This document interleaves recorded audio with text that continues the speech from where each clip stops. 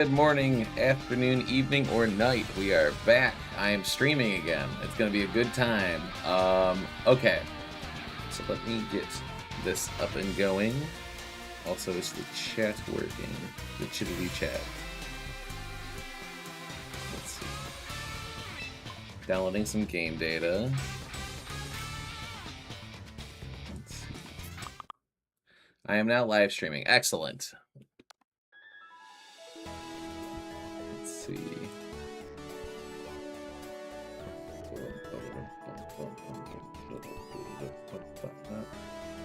Let's see. Desktop audio, microphone says it's coming through, so we should be ready to rock. I am going to YouTube Studio because I want to. Ooh, look at that! Got to the YouTube Partner Program. Thank you, everybody that's made that happen. Couldn't have done it with all of you and your lovely support. Let's see. I can't look at that right now. Right now, we are adjusting a thumbnail. I don't have a very, very fancy thumbnail, but what I can do is I can at least put the tournament link in and stuff like that, which is always nice for the good people watching at home. Parker Ketchum. Thank you. Yeah, this is a gift from my girlfriend's brother. Yeah. So it's cool. I wore it to a regional one time. It's got good vibes. How are you doing, Toasty? Let's see. This is the tournament link. I'm going to Baltimore. Let's go. I wish I was going to Baltimore, but I have other life stuff that will be happening for me. Like I'm going to be on a vacation with said lovely girlfriend. So, yes. But if you're going to Louisville, I might be able to see you there. Let's see. Nails. We're just gonna go back to the original. But that should be good, right? Do I just click save? Cool. I went 8-0 at a local yesterday and won it. That is awesome, Toasty. Let's go. Hopefully you toasted up at Baltimore then. YouTube's being weird. I have a lot of links over here, so that kind of makes sense. Let me close out of some of these. Close out of work. What were you running on your team that you got 8-0 with? Let's see. Share. Copy. Also, I will be fully functional in just a second. I can't look at the chat just yet, but I will be very soon. Let's see. Live on Twitch, we are. Bum.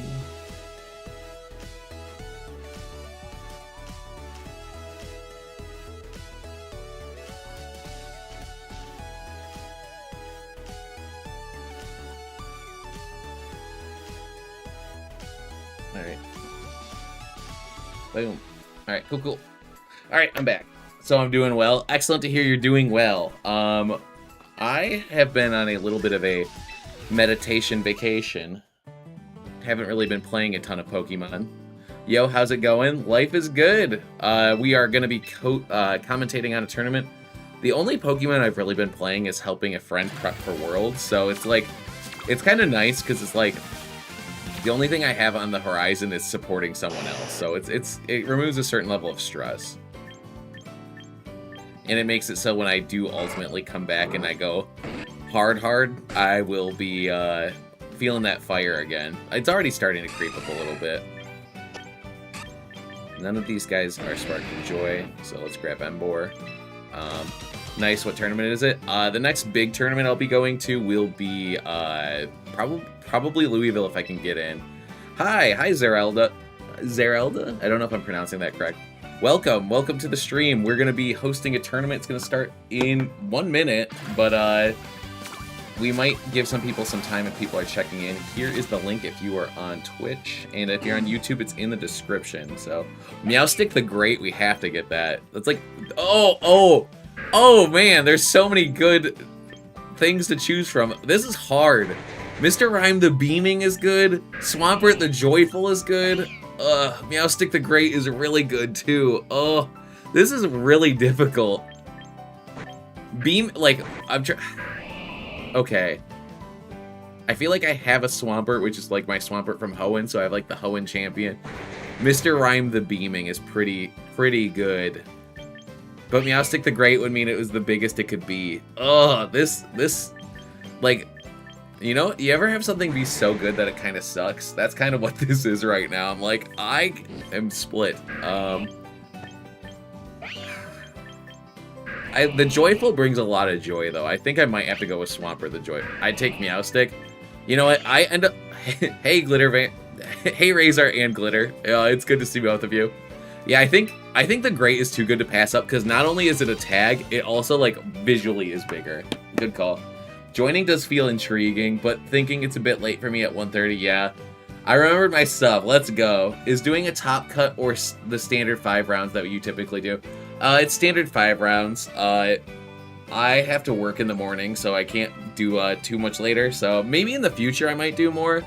But it seems like it's kind of been a nice chill environment this way. Let me go check the tournament dashboard to see how many people are checked in. We have 49 signups, but of those 49 signups, only 33 are checked in. So make sure if you've signed in to if you're signing in, check in. Blech.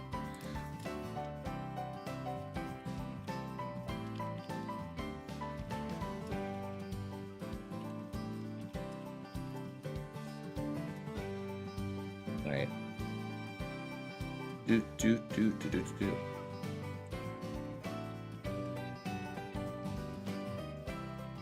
Alright, cool. I said we're going to start in 3 minutes. Okay. I don't blame you. My favorite Pulsar is a large Rotom nicknamed Chilexander the Great. That's awesome. Alright, let's roll another one. I've got so many of these things that it's like, I got to keep my dopamine flowing. It's not going to be fun when I hit the maximum amount of things in my box and I have to start deleting them. It'll be anti-dopamine. Ooh, baby, let's go. Shiny! He's beautiful. That's awesome. Okay. Cool. We got the shiny Reuniclus on stream. You don't see that happen too frequently.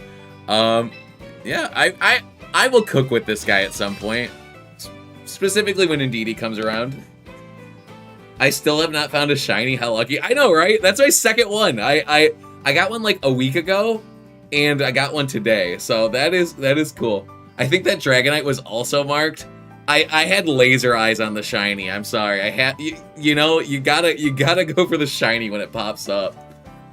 But unfortunately, so my shinies so far have been Reuniclus and Phalanx. So we're gonna build a cheesy Phalanx team at some point here, and I guess Reuniclus might have to go on it.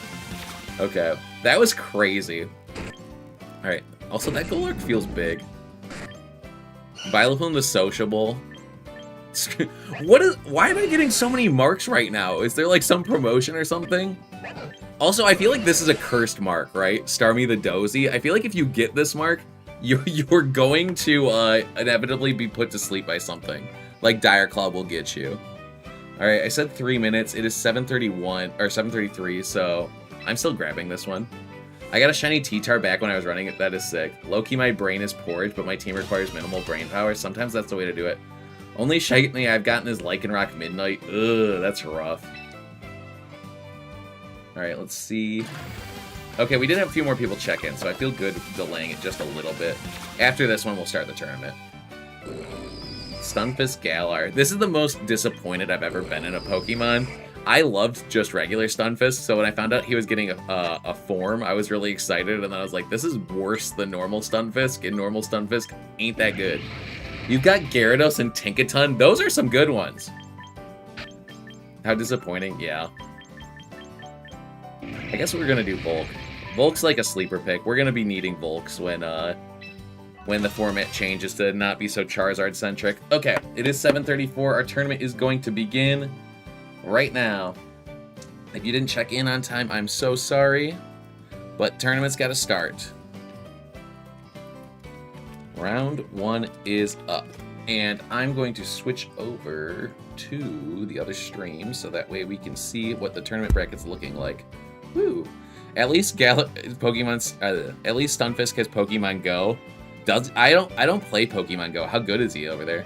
Train has left the station. Yep, can't avoid that. So let me get this up and running. Bada boom, bada bing. There we go. Somehow a top threat there. That is crazy. Like, that's my favorite thing about Pokemon is, like, if you are in love with a Pokemon, there's a chance that it is good somewhere, right? Like, Monkey Dory, trash in VGC. I hear nightmare tales about it in TCG. Alright, so let's look at the metagame. Yeah, we're going to look at metagame. We're going to go to the bottom. We're going to look at who's got some crazy picks. So there's a Scovillain. We got Annihilate. We got Crab. We got one of our favorites, Hisuian Zoroark. We got Beedrill returns. Ooh, Beedrill returns. Okay, we'll have to see how it goes. Can it go as high as it did last time? Can it break a top 8? What's up? Not much. We're watching some Pokemon and giving some constructive criticism and some insight as to why players might choose what they're choosing. Mawile has been a sleeper pick in Pokemon or PokePal SmackDown. Every single week it's gotten in the top 8. Will it break through this time? We have Izzy, Cherry Ballad, Dynamite, and Cocoa Bomb repping it this week. Let's see, what else are we looking at? We got Sinestro, we've got Charizard. Notably, the most common Pokemon today will be King Gambit. So, lots of cool stuff. Kind of like nothing is instantly shouting to me like, oh, we're like going crazy with the team builds. Like all like pretty standard stuff with the exception of like Beedrill and Blaziken. Like we're off meta. We're off meta, right? But we're not seeing like like something like a Budu, which isn't in the game. Budu's been giving serious mental issues in TCG. Oh yeah, by the way, girlfriend convinced me to add Protect to Mawile today. Alright, we're gonna have to see how safe Mawile goes. Alright. With that said, our pairings are up. People are getting into games. We are going to use a random number generator to see who is going to be our first round, 1 through 17. If that group is ready to go, number 10, they will be our first round. That's going to be Cherry Ballad versus Big Hunt, and it looks like they are both in here.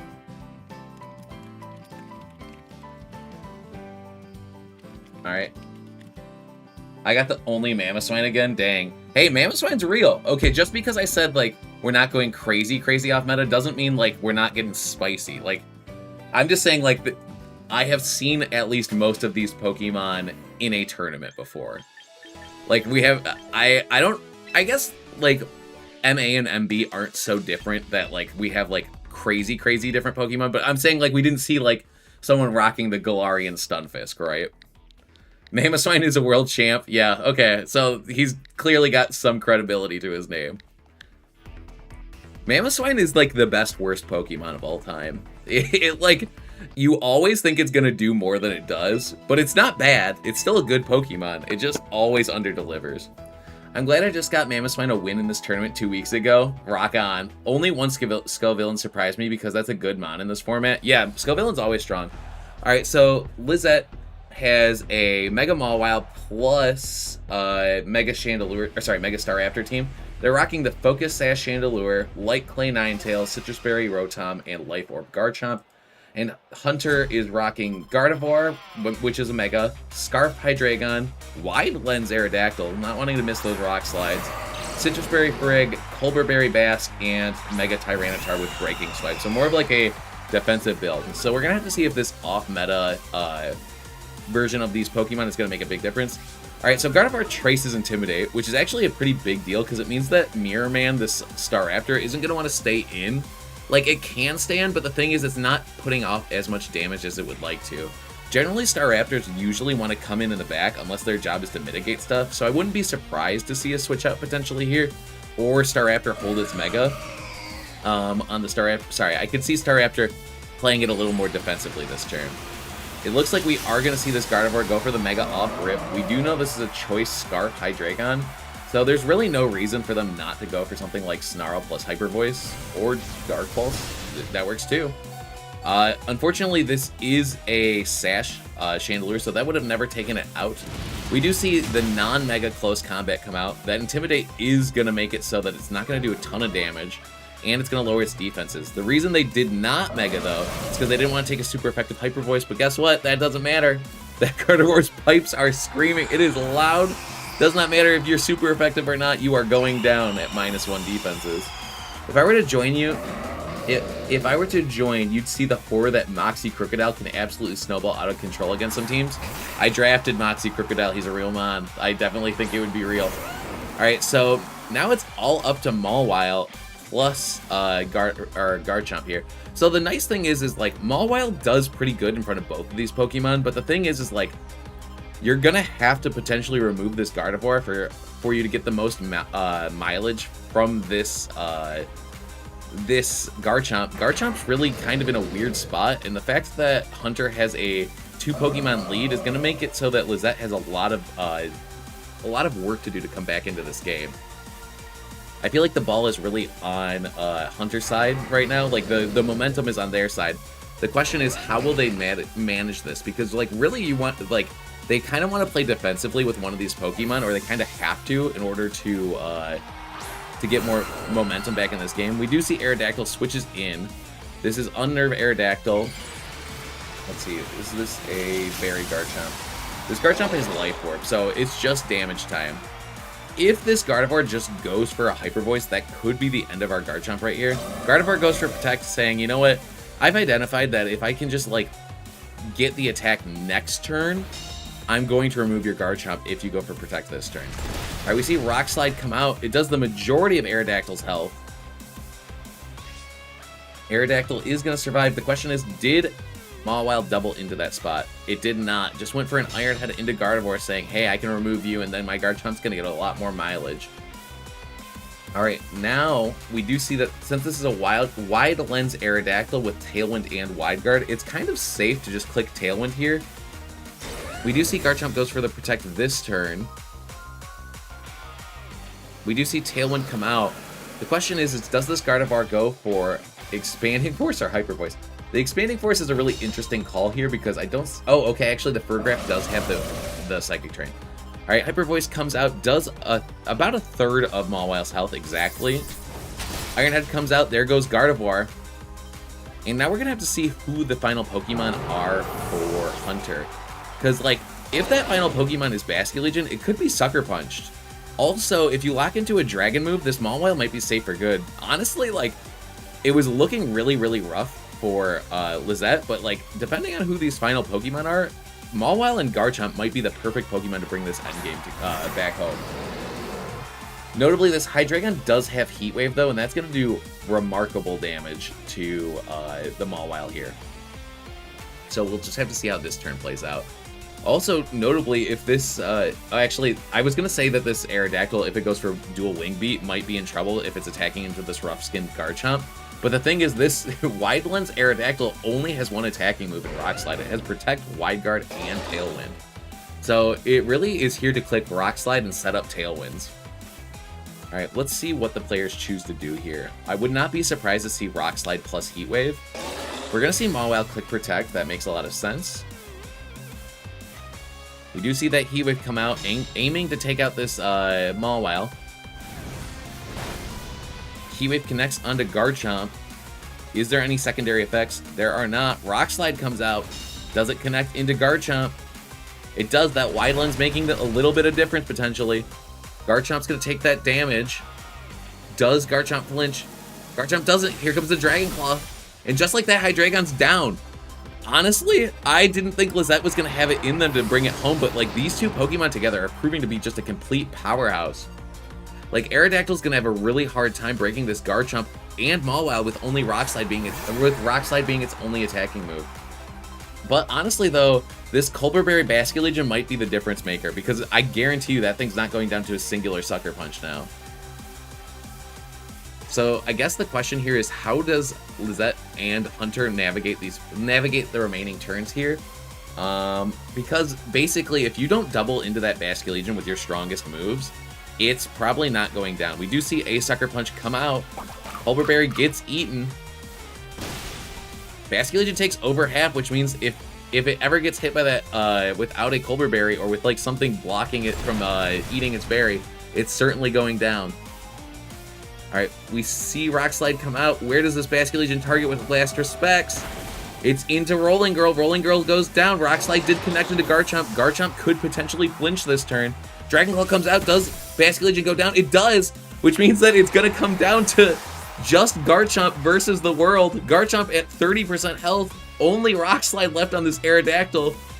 Mawile and Garchomp doing the complete reversal into the 2v4 situation. Does this Rock Slide flinch is the next question. Down to 14%. It hasn't flinched yet, but that doesn't mean it can't. Garchomp does flinch. Tailwind does end. Now the question is will one more Rock Slide do it? Will it connect? They haven't missed yet because this wide lens. Rock Slide comes out. And just like that, the game ends. Oh my gosh, what a close set. Lizette did a fantastic job of just managing every single turn and honestly trying to get as much momentum as they can.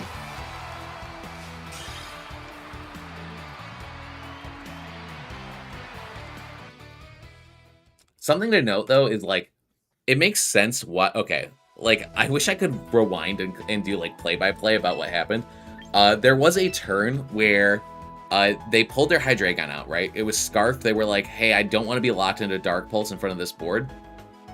If they doubled into that spot, there's the potential that they might have been able to win the game from there because they went for a Protect. That would have been a really aggressive play. But at the same time, it's like, we didn't really know we didn't really know what exactly was in the back. We also didn't know like if they were just going to click Hyper Voice, but they did play aggressively too, so I don't know.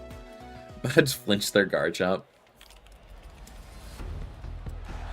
But what we did see from all of this, though, is that like Mawile and Garchomp are a super big threat into this team.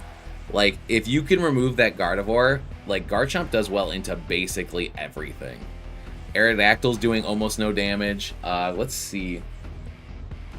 This Tyranitar does have Breaking Swipe, but it will have to take Chip for its trouble. There's also the chance that this Farigiraf goes for the Psychic Terrain Expanding Force mode. Aerodactyl is pretty strong when it comes to speed control. We didn't see Chandelure do much of anything last game. It kind of just went down immediately. The question is, how are they going to adapt? Let's see. Honestly, that Alolan Ninetales looks pretty strong. The only issue is if they were to lead that Aerodactyl, it could be a bit of a problem because it's almost certainly going to hit with those Rock Slides. Also, I do wish that these Ninetales were running Icy Wind. I feel like it's a great speed control option. I mean, Aurora Veil's great, but Icy Wind be strong. Alright, let's see.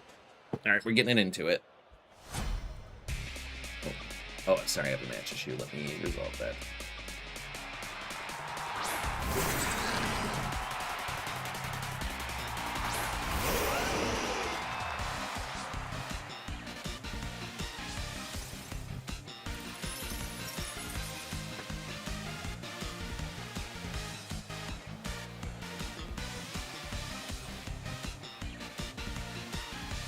Okay, let's get into this. Alright, so we do see Ninetales does show up this time. I do like the combination of Ninetales and Garchomp because you're pretty heavily threatening this Tyranitar here. The only thing, though, is, like, if you don't choose to target this Farigiraf, it's a pretty safe chance for them to get Trick Room up. Even if you double into it, it's going to be kind of hard. There is the option to just click Aurora Veil and say, you know what, I don't think you're doing much with these two Pokemon. And just say, you know what, I think I can slow roll through the Trick Room. And if you do Aurora Veil and you have a Mawile in the back and they set Trick Room up for you, you're in a really commanding spot. So we'll have to see what Lizette is thinking. Okay, so they do choose... I was going to say, that's if the snow stays up. They do choose the Mega Evolve, which means Aurora Veil is no longer an option. Alright, Sandstream goes up. Here comes a Blizzard that's going to do decent damage into both Pokemon. Because this... Oh! And gets a freeze into the Farigiraf. And because Sand is up, it's going to do less damage to this Tyranitar. Alright, just saying, you know what? I'm going to do Earthquake into all the Pokemon here. I don't care if I hit my own Ninetales. It's all about damage right now. We do see Citrus Berry go off. This Farigiraf is going to heal up. We see a knockoff come out from the Garchomp. This Tyranitar is on borrowed time here. It's running low on health. The Farigiraf is frozen. Honestly, with if they just do the same play again, Blizzard plus Earthquake, I don't think that anything can really survive that coming in here. I guess, you know what, I guess the Aerodactyl probably can, and actually that Levitate on the... Never mind, I take that back entirely. I think these two Pokemon, though, are heavily threatened. The thing, though, is, like, if you do choose to click Earthquake, I don't think Earthquake's picking up this, this Fergraph on its own, is what I was trying to say. We do see Aerodactyl come in. That Pokemon will be able to potentially block a Wide Guard with that, or an Earthquake with that Wide Guard. Blundered embarrassingly hard, forgot 2 major things on the team sheet. That happens to the best of us. That's happened to me against you multiple times. All right, Fergraph stays frozen. Lizette saying, you know what? They got the flinch last time. I'm going to play for the luck this time. All right, Aerodactyl is at a full health, which means that it can pretty safely get a Tailwind up here. It's going to outspeed both of these Pokemon. That is a...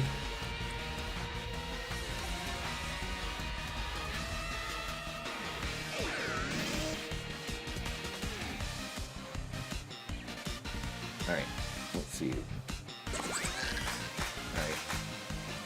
Cool. All right, cool. All right, solve the judge issue. Oh, got another judge issue.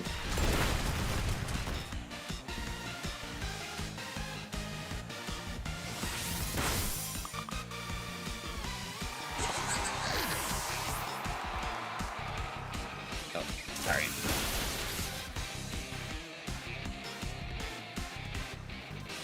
All right, let's see. Okay. We see Volt Switch comes out into Aerodactyl. It's going to do Chip. I'm assuming they got Tailwind up. I looked away because I had to solve a judge issue.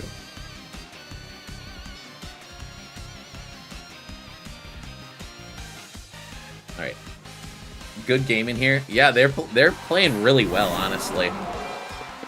Okay, so we see Aerodactyl. Okay, let's see.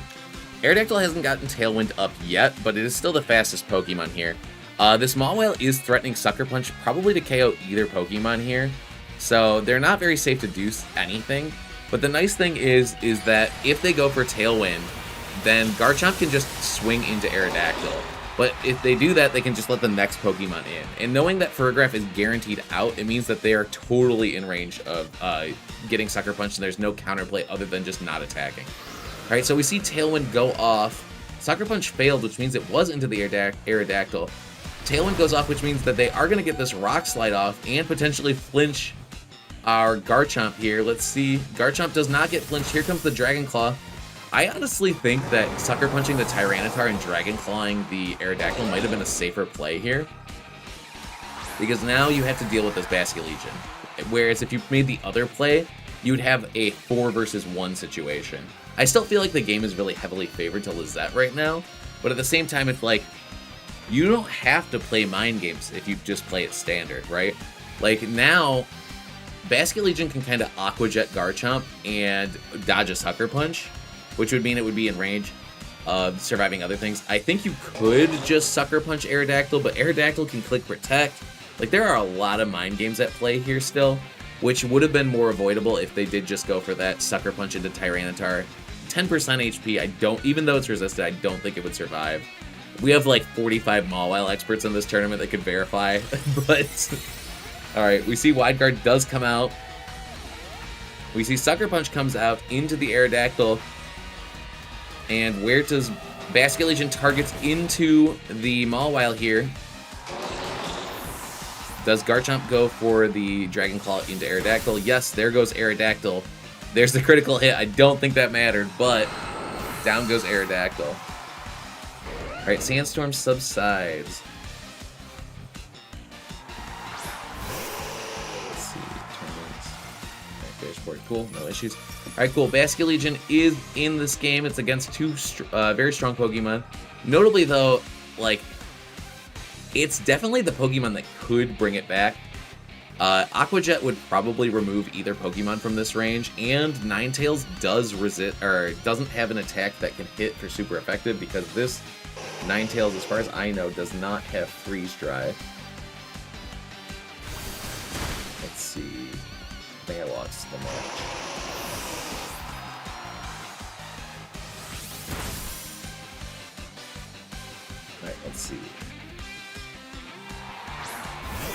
This Ninetales has... Oh, it does have Freeze Dry. I'm wrong. Sorry. Alright, so they Aqua Jet and they attack. They take 48... Or they go down to 48%. Honestly, I think... Well, here's the funny thing. Garchomp will probably go down to Life Orb. But in the event that Garchomp KOs Basculegion and goes down to Life Orb, the Life Orb player will still win. So we might see the whole board get cleared. Let's see. Earthquake comes out. Basculegion does go down. Does Garchomp also go down to the recoil? Nope, doesn't even show it. Oh, actually it got knocked off. What am I talking about? I forgot about that. Sorry, I had a few things I was juggling. Alright, Cuckoo. Yeah, that was a great game, and now we're going to go to a game 3. The question is like, how will Hunter deal with this Mawile? Because Mawile is definitely like the Pokemon that's giving him the most pain. I guess Mawile and Garchomp. Orb knocked off. Yep. Yeah, I noticed that a little, or I remembered that a little too late. Let's see. Okie dokie. Also, I guess I could probably remove the stream delay because I don't know if I can do that while live streaming. But yeah, I'm not like actually playing the game, so I don't have to worry about people like screen peeking me. Okay, so we know that Mawile and Garchomp are really strong into Hunter's team. How would the things that the best Pokemon to deal with them are Gardevoir and Basculegion. Like it's hard, but like I mean the Mawile you kind of just have to nickel and dime with everything. Basculegion we've seen with Last Respects can clean it up. But at the same time, it's also sucker punchable. But what happens if you just had Frigoraph next to Basculegion? Then what does Mawile do? I feel like it gets a lot harder for Mawile. Is the delay? It almost seems real time. I think the delay is between me and the chat. Or maybe I'm crazy. I don't know. Like, I think that, like, I am being delayed. Like, if you send a message, I'm usually responding, like, almost instantly. So... Alright, we see Garchomp trace Rough Skin. Sorry, not Garchomp. Gardevoir trace Rough Skin. Not really going to get any benefit here. If it traced Levitate, that could potentially be a good ability for it. It would make it almost completely immune to Garchomp. If this Garchomp doesn't have a rock move, it would make it completely immune, which is pretty funny. We are going to see Gardevoir chooses to Mega. They say, you know what, Tailwind plus Hyper Voice to just completely remove this massive pain in our behind sounds like a great idea. The question, though, is does this Garchomp go for a defensive play? We do see a Protect. Alright. We see Tailwind come out. And I'm assuming it's Hyper Voice, right? Yes, it is. Okay, Hyper Voice comes out. It's going to do good damage to Rotom. Brings it down to 35, which is going to bring it in range of... Oh, I was going to say it's Berry, but I guess it does not have one. It has a... It does. Oh, duh. It's under Aerodactyl. Okay, we see Mawile returns to the battlefield. In front of these two Pokemon, it's pretty threatening because they don't really have a way to hit it for any good damage. Hey, Threak. Okay, so it is a bit of a tough call here because, like, this... You're basically losing your Tailwind turns here. You could potentially, if you have Frigoraph, switch it in on this turn and click Hyper Voice to block a potential Sucker Punch. But at the same time, though, it's like you don't want to risk going down too early here. Let's see. We do see Sucker Punch come out. Will it KO this Gardevoir? It does not. It survives at 8%. We see Rock Slide come out, and even with Wide Blends, it is going to miss. It's actually going to miss on Rolling Girl the Mawile, which is kind of the biggest threat for Hunter's whole team here. We see Hyper Voice come out. It's going to remove that Garchomp. One problem solved for Hunter, but Lizette still has this Mawile, which is kind of the MVP of the team. Tailwind is still up, and if there's any way to block priority, these Sucker Punches could become a real pain. Unfortunately, if Tyranitar's in the back, they might have also removed their own Gardevoir if they choose to switch that in at some point here. I predict we're going to be seeing another Rock Slide in our future here from this Aerodactyl, unless there's a switch, and if that switches to Frigoraph, that's going to be some potential damage on the board. All right, is it another Sucker Punch? It is. Okay, I don't anticipate that Hyper Voice is going to remove Gardevoir, but hey, damage is damage. We're going down to 29% on both. Aurora Veil goes up. Honestly, I think with a helping hand, Gardevoir might be able to just completely bring this one home. Actually, does this Gardevoir, or I don't think this Furgraf has helping hand. This is a Psychic Terrain Furgraf. So, honestly, things are looking pretty good here for Hunter. They've been able to remove Garchomp. They've brought Rolling Girl down to 38% health. Ninetales is only at 29% health. With no priority, there's no real way to stop this Gardevoir. But if you do go for Protect, I have to imagine that this timid Ninetales is probably going to be able to outspeed this Gardevoir, right? I think Gardevoir only has... Let's see.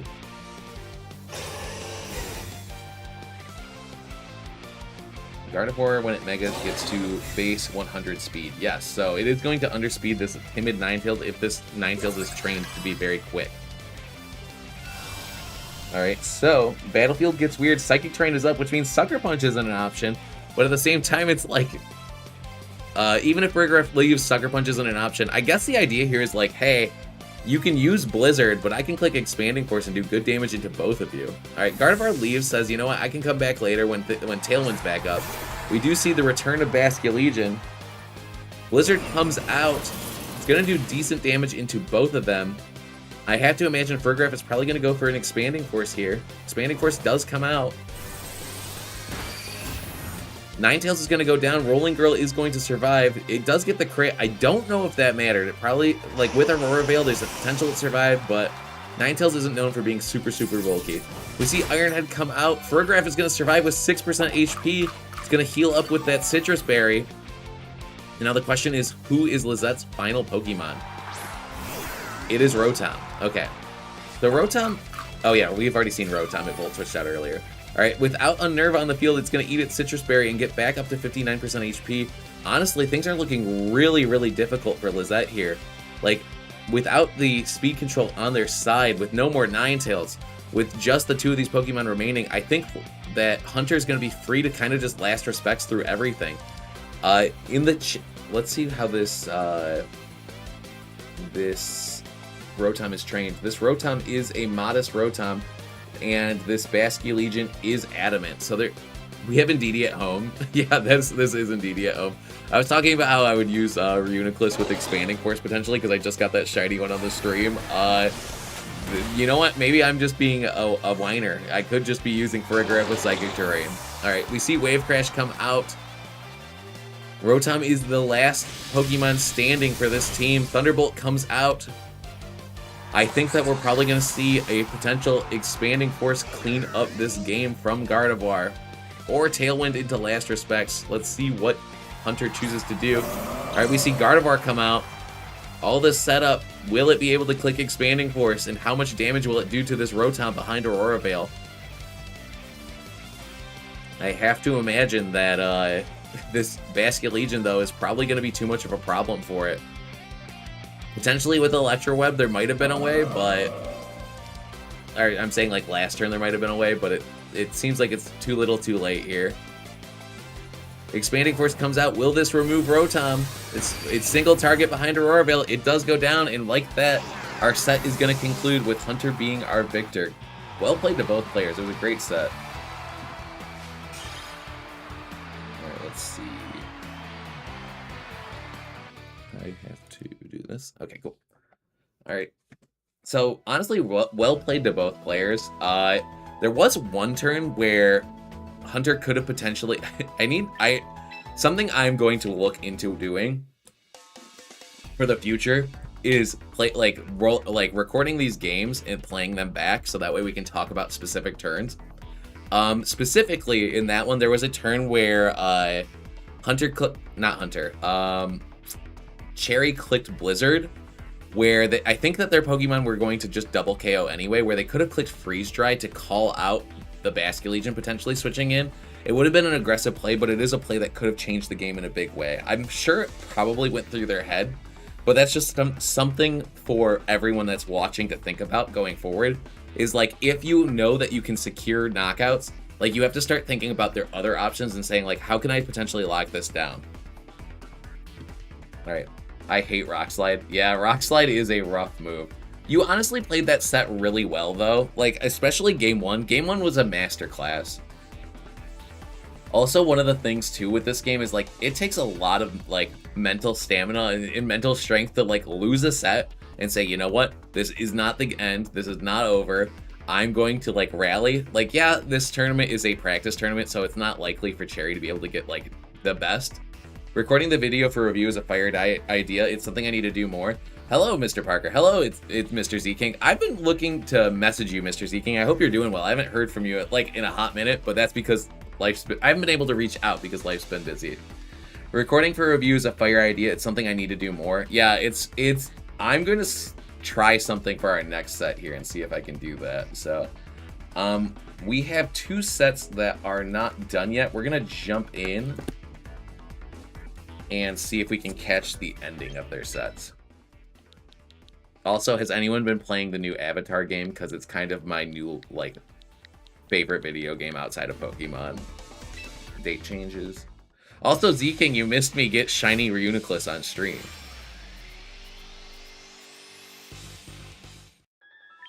Let's see.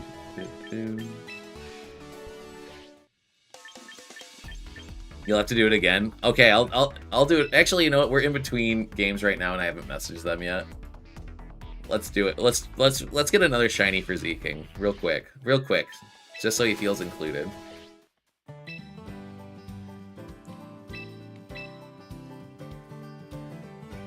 Oh, I also got shiny Phalanx, so I know you'll be jealous about that one. Shiny. Darn it. Okay. Guru at Flapple. We've been getting a lot of marks, actually. I've been on a mark roll. Mega Phalanx is the single best designed Mega in Pokemon. From an aesthetic standpoint, from a gameplay standpoint, not so much. Is it lagging out or am I crazy? Oh, I thought it was shiny again. I almost popped off.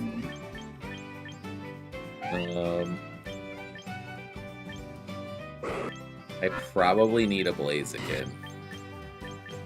Out of these guys, I think I need Blaziken. Choices. It would be funny to do like grab 6 Pokemon and make a ladder team and see how fast I can get to Master Ball. Oh, no shiny. If you know, you know. For choices. Choices. Rhyperior the Sleepy. I guess it's Rhyperior the Sleepy. Alright, last one.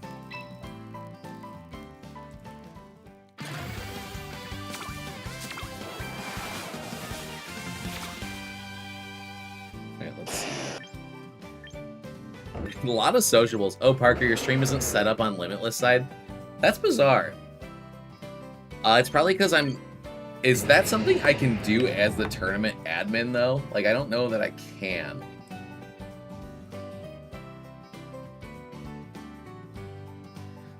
Sociable is the most common mark in Scarlet and Violet as well. All these Sleepy and Dozy marks are going to come back to bite you when Amoonguss is added into the game. Or is it? Maybe I want them to, like, Oh, Samurott the Pompous is pretty good. That's a good one. That's how I found you a couple months ago. Yeah, So, like, part of me is like, do I just join the tournament but not play in it so that it promotes my stream? I need to message them. Are you going to Louisville? That's a plan. Got 4th last time I was there. Gotta get 1st this time, right? I just changed it. Ooh, I didn't know you could change that, Z-King. You're the man.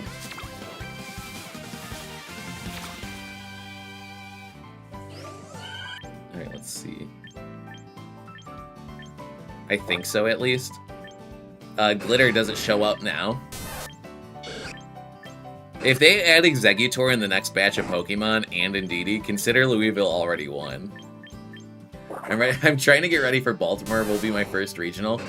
My best advice for you if you're trying to get ready for Baltimore, if you're already familiar with what the format's like, sometimes you got to get out of your own head.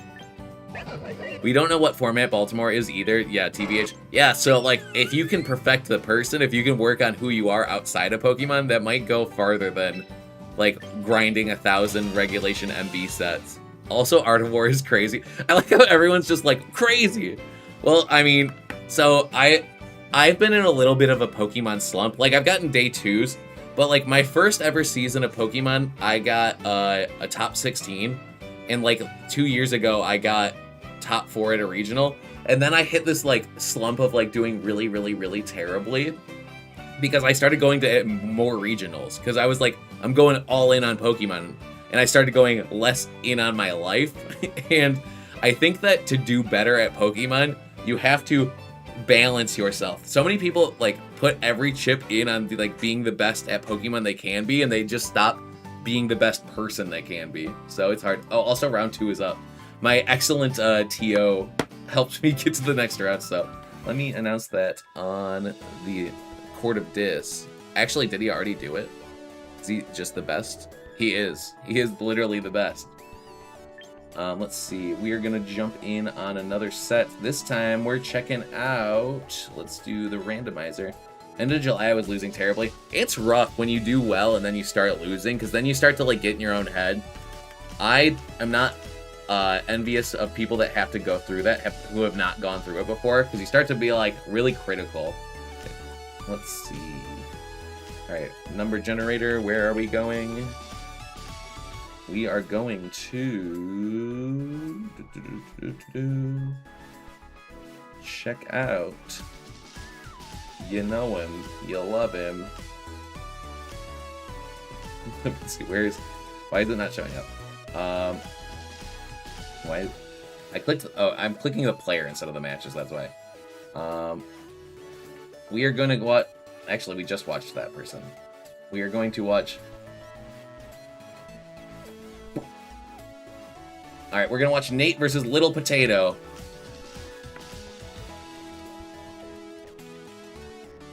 I like how everyone was like Art of War, crazy. My new thing that I'm gonna try and do is, I just decided this recently, is that I'm gonna try. So I'm 34 right now. My goal outside of Pokemon that I'm working towards is, like this is today. This is like yesterday. Is that I'm gonna do a marathon before I'm 35, or by the time I'm 35. Art of War? I thought you said Gardevoir. That's good. That's why you're the best. That's why you're the guy. Alright, we're also gonna try recording this and seeing if we can watch plays back, so. Alright, recording now. Hopefully that does not interrupt anything. Oh, they're already in it. Okay, so we see that Sneasler went down, and it's Mega Delphox and Sneasler. Okay. It looks like Zach is rocking a Leftover Swampert. This is a Mega Metagross team and Mega Floette team. It's a all-in on the damage version of Floette. This is a Life Orb Sneasler, so it goes for damage, but unfortunately it's gone from this world after being dealt with by Delphox, I'm assuming. Also, this Life Orb Sneasler doesn't have Protect. It does. It does not have Fake Out, though. Okay, so we see that the board state is that Tailwind is up for Zach. Delphox has only 3%, and Floette has 100% HP. So basically, I feel like it's pretty likely here that we see... Actually, does this Sneasler have White Herb? It does have White Herb. Did it get intimidated? Or did it use Close Combat? I don't know if we can see that right now. But basically, I feel like we're probably going to see Moonblast plus Dazzling Gleam here. Alright, we see that it's just going to be the retreat from Delphox. We see Garchomp's going to enter the field. I don't have much faith that this Garchomp will see the next turn, but I could be wrong. Unless it is a Roselli Berry Garchomp. It is not. It is Life Orb. Okay. So, Floette's going to Mega Evolve. Tailwind is up. Moonblast comes out. It's going to fire off into this Sneasler. It's going to do well over half, thanks to that boost from the Floette. Dazzling Gleam's going to come out, and it is going to clean up both these Pokemon. And now it is just a low health Delphox, and whatever the final Pokemon is for Nate. Honestly, if it is something like the Sinestro, it could... no, I was going to say that wouldn't heal Delphox enough. Nate decides to scoop. That was a very quick game. Alright, we're going to game 2. Honestly, if this game is just as quick as that one, and we see Little Potato take it, we might be going and watching another set. All right, we're still recording, so I'm gonna stop that recording. I'm gonna label that one. Actually, we're gonna start recording again. Let me see, file show recordings. I'm gonna have to clean this folder out now. All right. And that was Nate v. Zach, round 1. Okay, cool. Alrighty, and we are in the middle of recording this one. All right, so we didn't get to see it, but what happened the first turn was they were able to get... Okay, so Nate was able to get damage and offensive momentum on turn 1, but getting Tailwind up was just too strong for Zach. Zach was able to clean house almost immediately. Because their Sneasler does not have Fake Out, it's pretty safe for the opposing Sneasler to just click Fake Out and for the Delphox to swing with an attack. Does this Whimsicott have Protect is the question. It does. So they can just click Protect and then click Tailwind and start doing damage next turn. That is totally an option. We see Sneasler is going to switch out for the Sinestro. Totally a valid play. Okay. I think the idea here is like, hey, if you go and set Tailwind, I can just set Trick Room. Alright, we see Delphox is going to Mega Evolve. What does this Sinestro... Alright, we see a Protect come out from Whimsicott. We see a Protect come out from Sneasler. Okay. We see Heat Wave come out from the Delphox. I think that... Okay. It's kind of a tricky turn because if they go for Rage Powder... Okay, I'm just trying to think of this thought. If they go for Trick Room and Zach sets Tailwind, they're going to be in a pretty bad position because they're going to completely lose speed control. If this Delphox goes for a Psychic move and Whimsicott, and Sinestro goes for Rage Powder, that could also be a problem because it means that they can just remove this this Sneasler if they were to go for an Encore into the Heat Wave. Never mind, Tailwind comes out. We're going to see Tailwind come out. The Sneasler is going to be able to attack first. It's going to go for a Rock Tomb. Oh, I thought it had Rock Slide. Never mind. Okay, so Sinestro's speed will fall. Life Orb's going to do chip into Sneasler, and honestly, Heat Wave's going to do like a sizable amount into both these Pokemon. Alright, Psychic is just going to ensure that Sneasler goes down. That makes sense. That's a Pokemon that proved to be a big problem for that Delphox last game. And now leaving that Whimsicott on the field makes it a little bit less of a threat. Like, it's a strong Pokemon, but it's a Pokemon that Delphox can pretty easily deal with Whimsicott. Alright, so we still have 3 turns remaining of Tailwind. I think a Dazzling Gleam plus Moonblast double up would probably remove the Sinestro. Does this Sinestro have access to Citrus Berry? It does, so maybe not. We'll have to see how it plays out. We do see Floette is going to go for the Mega Evolution. Fairy Aura is radiating, which is going to boost the damage all Fairy-type moves. Rage Powder is going to come out, meaning that Delphox is safe from direct damage. We do see a Moonblast come out from Whimsicott. That's not going to be redirected because that is a Grass-type Pokemon, so Delphox is going to take a little bit more damage for its troubles. We do see Dazzling Gleam come out as well. Delphox still at 58%, meaning that it won't go down from another one. And we see Heat Wave come out.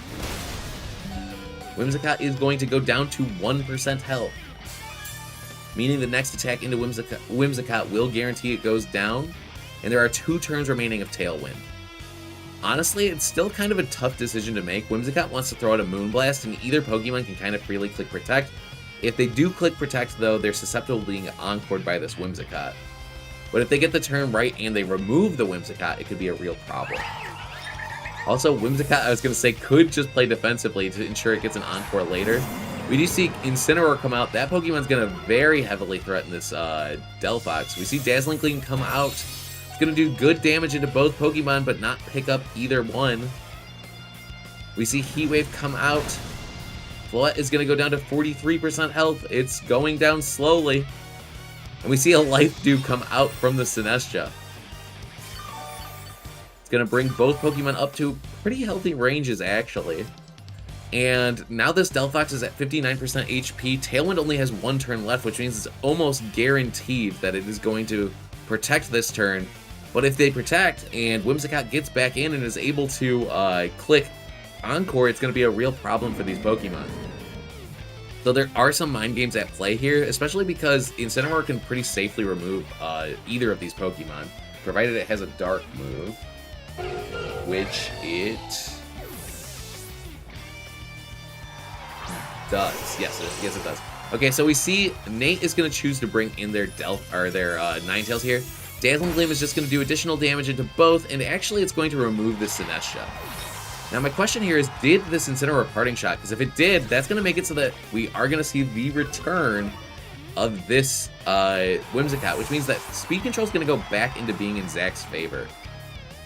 But notably, that Sneasler does have the ability to get the White Herb proc, and if it does, it's going to be faster than everything. So I wouldn't be surprised to see Sneasler come out here offering the ability to click Fake Out. Yep, here comes Sneasler. Sneasler's at 100% HP and is kind of the biggest threat to all the remaining Pokemon here. I think the standard play here from Nate is going to be clicking Fake Out into Whimsicott, and then just clicking like a Blizzard or another attack into, or even, does it have Aurora Veil? That's the standard move, but there's also an option to just like click Close Combat into your own Ninetales, and then free up your Delphox to come in. It's like a hyper-aggressive play, but like there is a reason to make it. I don't know. Because if you do that, you'll be proccing the White Herb, which will make it so that Unburden goes off. We're actually just going to see Delphox enter the battlefield as is. No random plays, no ifs, ands, or buts. I think the idea here is like, hey, if you remove my Ninetales, I'll get Fake Out next turn. We are going to see that Double Protect does go off here, and we do see the Aurora Veil go out. Which is pretty nice because when both of these Pokemon are using Fairy moves, this Delphox should survive a bit longer. But what's going to happen, though, is you're going to actually let this Incineroar probably get back onto the field without the threat of a Sneasler here. Honestly, if you did make the Close Combat... Actually, no, Close Combat wouldn't have been a good play there because then you just get Encored by the Whimsicott. I'm just thinking out loud of plays you can make. We do see another Protect go off. Heat Wave is going to come out, but it is going to miss into Floette, the biggest damage dealer on Zach's side of the field.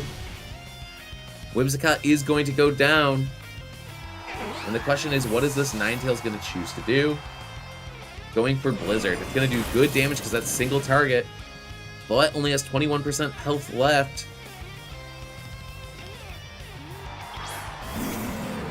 Notably, no Tailwind means that Delphox is going to be the fastest Pokemon, which means the combination of Heat Wave and Heat Wave plus Blizzard is probably going to be enough to bring this game home, because then you can just Close Combat with Sneasler in the back. We do see Delphox is going to opt for that Protect. Fake Out comes out from Incineroar. Does not target the only attacker, which is this Ninetales. Ninetales does outspeed Floette, survives with 5% HP. And Dazzling Gleam comes out, which is going to remove this Ninetales and ensure that this Sneasler comes back in fully healthy.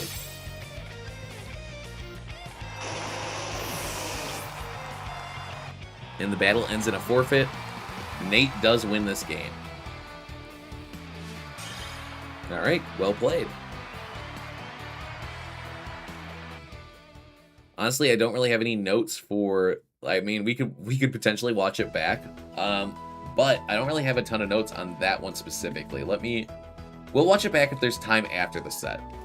Nate versus Zach. Round 2. Alright, cool. And we're gonna watch game number 3, baby. No judge issues, cool.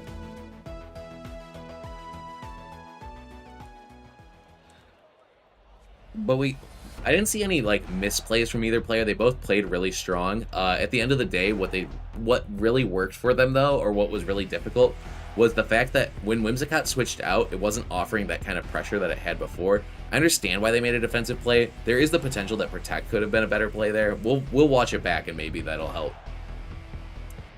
Okay, but going into this, we've noticed that Sneasler is a really big threat on Nate's side of the field. I don't anticipate we stop seeing Sneasler.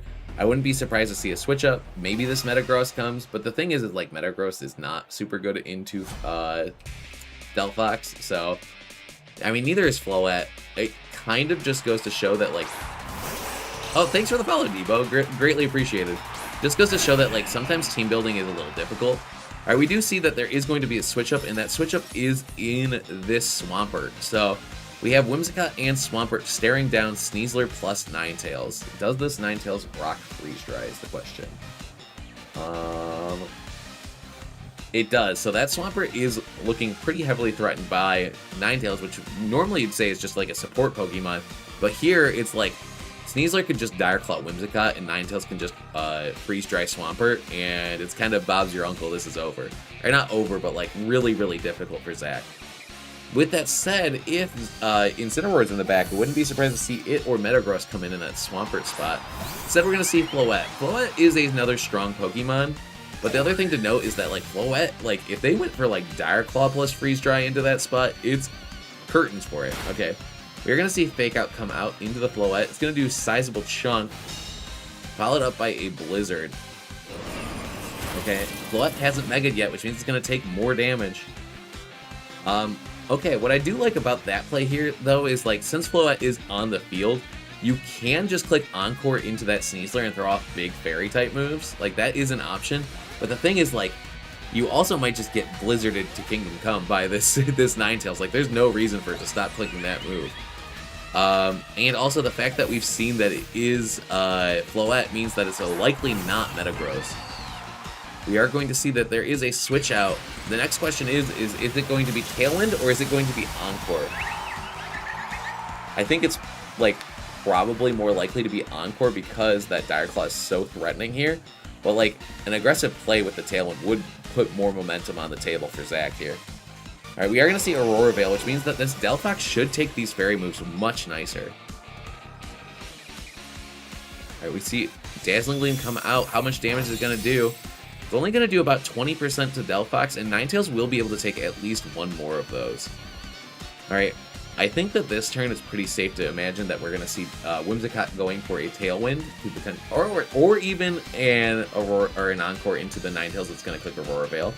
But basically, this is the turn where you either get Tailwind or don't, so... Alright, the question is, does Nate pump the gas to the maximum, or does Zach play it a little slow here? Alright, we do see Tailwind come out. A Moonblast would remove this Ninetales, but what does each player choose to go for here? Moonblast does remove Ninetales. And, let's see... Is it Heat Wave? Heat Wave does come out. We've seen it miss before. It misses again. This Whimsicott will retain its Focus Sash. Floette's going to go down to 19% HP. Honestly, it's looking kind of scary for Nate here. He did just lose Ninetales, which is one of his more flexible pieces here. We are going to see Sinestcha come in, and all of that damage done to Delphox is gone. Honestly, Tailwind's up, but it might be a problem for them because Trick Room can probably pretty safely go up here. Does Nate have Trick Room on their Sinestcha? It does not, so never mind. That's not an option, but Strength Sap and Life Dew are totally options here. So I wouldn't be surprised to see this Delphox potentially just throw up big damaging moves, or if it has it, it can click Nasty Plot. We do see Moonblast come out into the Sinestcha. It's going to do a little less than 1/3 of the damage to this Sinestcha's health, plus a Light of Ruin follow-up saying, you know what, we don't have time to waste, we have to remove this Pokemon. Bye-bye Sinestcha. Tailwind turns are ticking, I can't waste any time here. Floette is going to KO itself to the recoil, and because we know that this Whimsicott has a Sash, it's likely to survive this turn unless it has a burn happen. It got lucky dodging the Heat Wave in the first place. Is it going to get unlucky this time?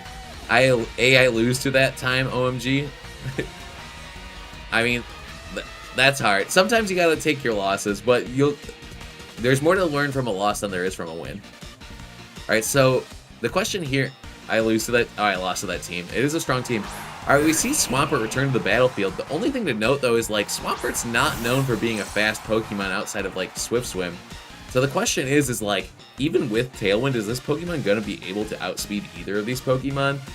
It depends on how they're trained. Looking at Zach's team, this is a Leftovers Adamant Swampert, so it's likely to be bulkier. I wouldn't be surprised to see Earthquake remove a Sneasler, but if the final Pokemon is something like this Incineroar, it might be difficult because they might have to click Earthquake next to a Pokemon that I don't imagine can click Protect. Oh, it has high horsepower, never mind. Don't have to worry about that. Alright, let's see what these players choose to do. I wouldn't be surprised to see a Protect come out from the Swampert and Whimsicott this turn, provided they have it. Yes, they do. Okay. It's likely to be Fake... Oh, okay, Fake Up does come out, which means Swampert is going to take some damage this turn. But the thing is since you clicked Fake Out, you can, like, pretty safely click Encore into that Pokemon to lock it down for at least one turn. I wouldn't be surprised to see, okay, here's the thing. Like, I feel like if Zach clicks Encore plus Wave Crash into Delphox, like, it's looking like it'll be a lot harder for Nate, depending on who his final Pokemon is. It's most likely that that final Pokemon is Incineroar, and if that's the case, it could be tricky. Okay, we're just going to see Encore from the Whimsicott into the Delphox, locking it into Heat Wave. It's an interesting play. Is Swampert Jet? This is a Wave Crash, high horsepower Swampert. Play Rough and Rock Slide accuracy is going to give me a heart attack one day. This format's going to give you a heart attack one day. All right, we see Wave Crash is going to come out. Not even going to KO this Delphox. That is absolutely crazy. I don't think I ever in my wildest imagination would have thought that Delphox would survive a Wave Crash. This Swampert's not intimidated. There is Aurora Veil up, but still, that is a development I did not see coming. Okay. We see Incineroar, the Kind-Hearted, is going to make its appearance on the battlefield. It is going to proc that White Herb. Yeah, really tough for the Swampert. It immediately became much tougher. It just goes to show how this Delphox has been trained. It has to have bulk in it because it did survive a 120 base attack from a super effective... 120 stab attack from a super effective attack. That's crazy. Alright, so...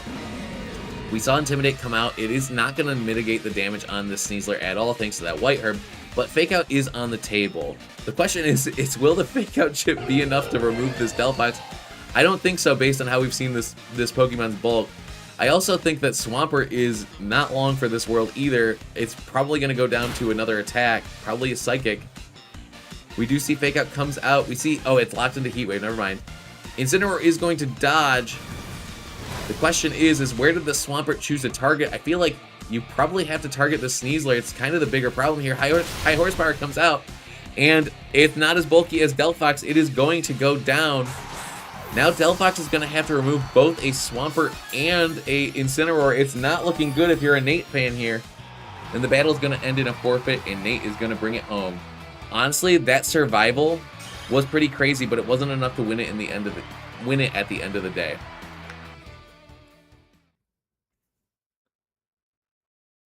Alright, let's go back.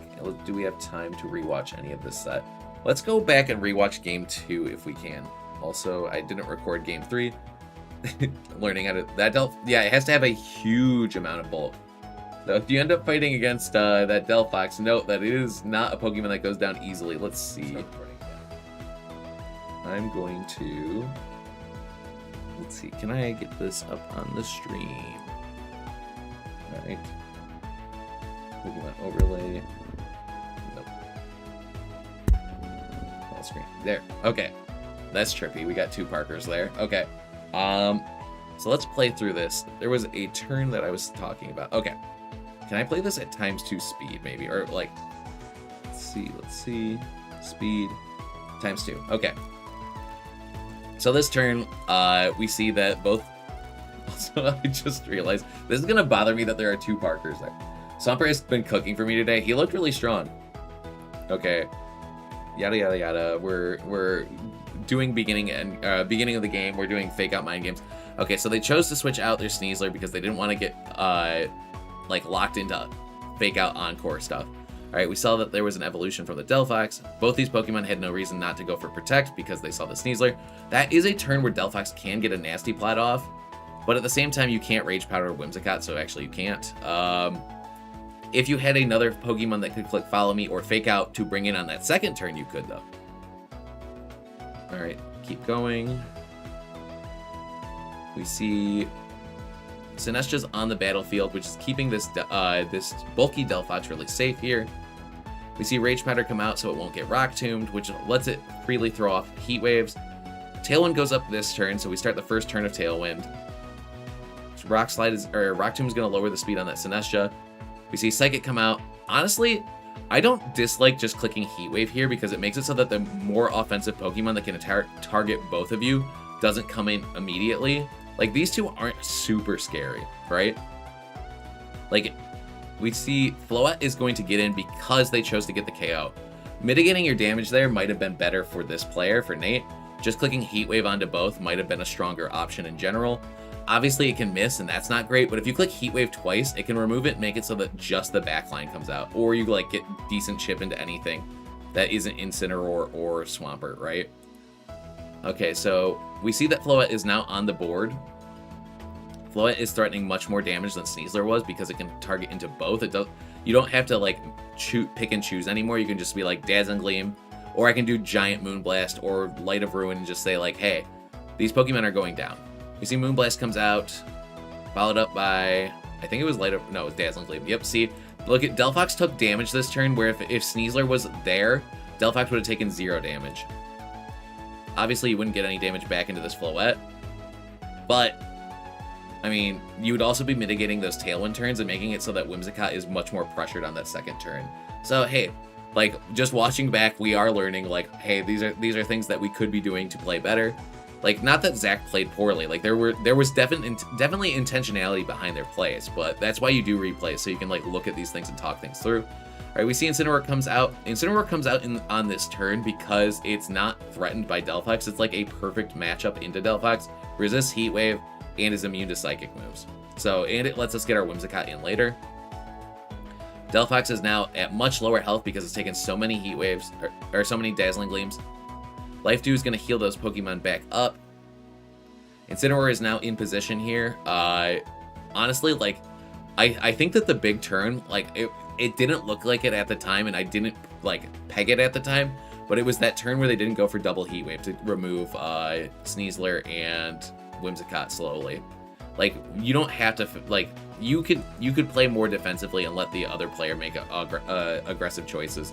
Also, they didn't know what the other player was going to do.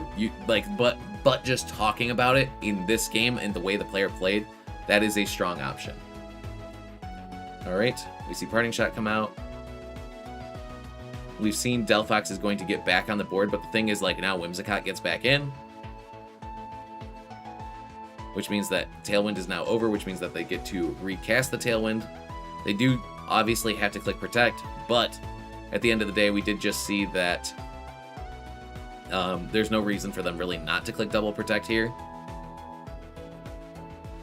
So this does ensure that Nate's probably going to get their Aurora Veil up, but at the same time, it's like, oh, okay, never mind. They just say, hey, you know what? We're going to have Sneasler come back out.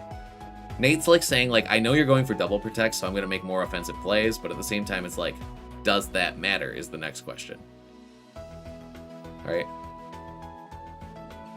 I do like that play because it does make it so that you do have Delphox in Aurora Veil in front of these two. It does get them positive momentum. Heat Wave does miss this time. Floette is going to be in a better position because of it. Blizzard comes out, does decent damage into Floette. Honestly, if Heat Wave connected, it probably would have been the end of the game. Did that Whimsicott not click Tailwind is my next question, because if it didn't click Tailwind... Am I crazy? Tailwind's not up. Floette goes for Protect and fails. So on this turn, I don't know why you don't just click Tailwind with Whimsicott, because that's going to give you momentum. You can click Dazzling Gleam and potentially remove that Ninetales, or do Moonblast and remove Ninetales for sure, and then you have Incineroar. Like, yeah, you have Incineroar versus, like, okay, but, like, if you removed that Ninetales and you kept this health on this Floette and you had Tailwind up, and you were like, I can Light of Ruin your Sneasler, and I can click Incineroar moves into your Delphox, that would have been a much better position, right? Okay, Intimidate comes out. Like, yeah, there would be counterplay still. Like, the Sneasler could potentially click Fake Out into your Incineroar if it still outspeeds with Tailwind up. Like, but at the same time, it's just worth talking about. Because, like, I'm not perfect at this game, right? I still have I haven't won every regional I go to. Like, it's important to talk these things through, and it's like a puzzle you're trying to solve. And, like, it's easier to solve a puzzle with hindsight than it is to solve it in real time. But because of that, Nate won that game. Oh, wait, yeah, Nate won that game. Wait, Nate wins this game? There's a Sneasler in the back. They scooped because Tailwind wasn't up. Wait, why did... Okay, they scooped because... Wait, I'm trying to understand. Why did they scoop? Why did... Oh, okay, Zach scoops. I was going to say... I think you needed to get Tailwind up. That was the big turn that Nate kind of fumbled the ball a little bit there. All right, there's my screen. And you can see that I need to update my Elgato. We're going to switch back over. We're going to check out the tournament. All right, we are not in round 3 yet. We have... Hopefully that was helpful. If you guys liked that, let me know. I can do more of those. Let me see. We have one more set that's ongoing. It's Max Uxie versus Dynamite. Also, just because I'm offering constructive criticism doesn't mean that I think anyone played poorly. It's just what I'm noticing. And also, I am not a perfect player either. So, all right, we are going to see if we can pop in for the end of their set. Let's switch back over. Or should I just keep rolling the Pokemon slot machine? Like, enter.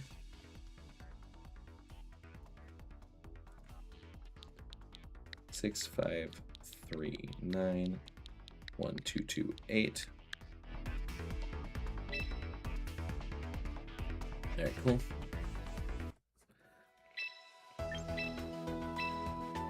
All right, let's see.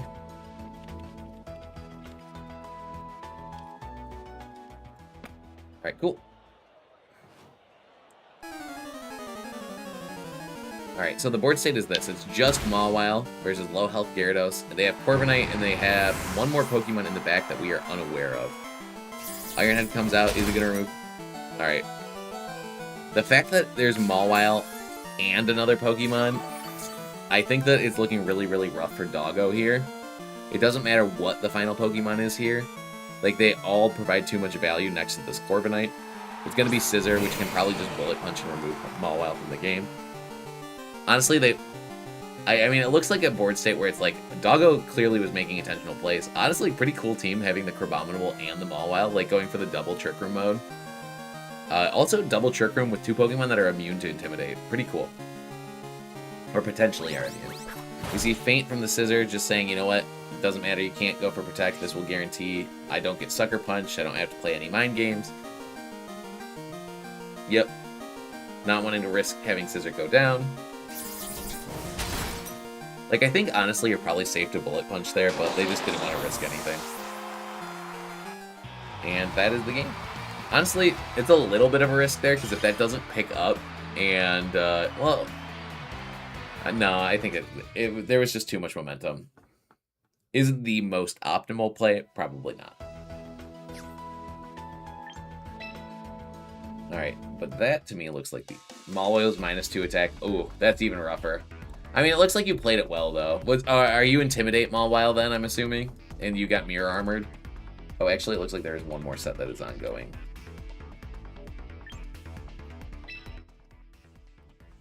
One, 3, 9, 1. Hey, give me that.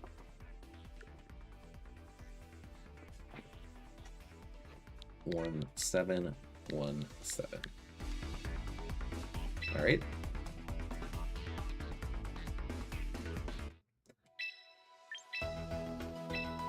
All right, we're hopping in. Let's see, is this game close to finishing? I have to imagine it's probably pretty close. A tricky quick claw kill in the first match. Oh no. You hate and love to see it.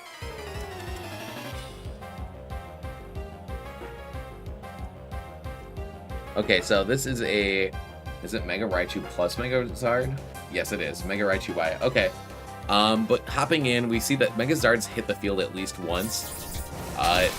The Chandelure is a Charizard deterrent, and it pairs well with this Mawile because it can say, hey, you know what, if you choose to remove Mawile, then potentially the Chandelure is going to get to do big damage.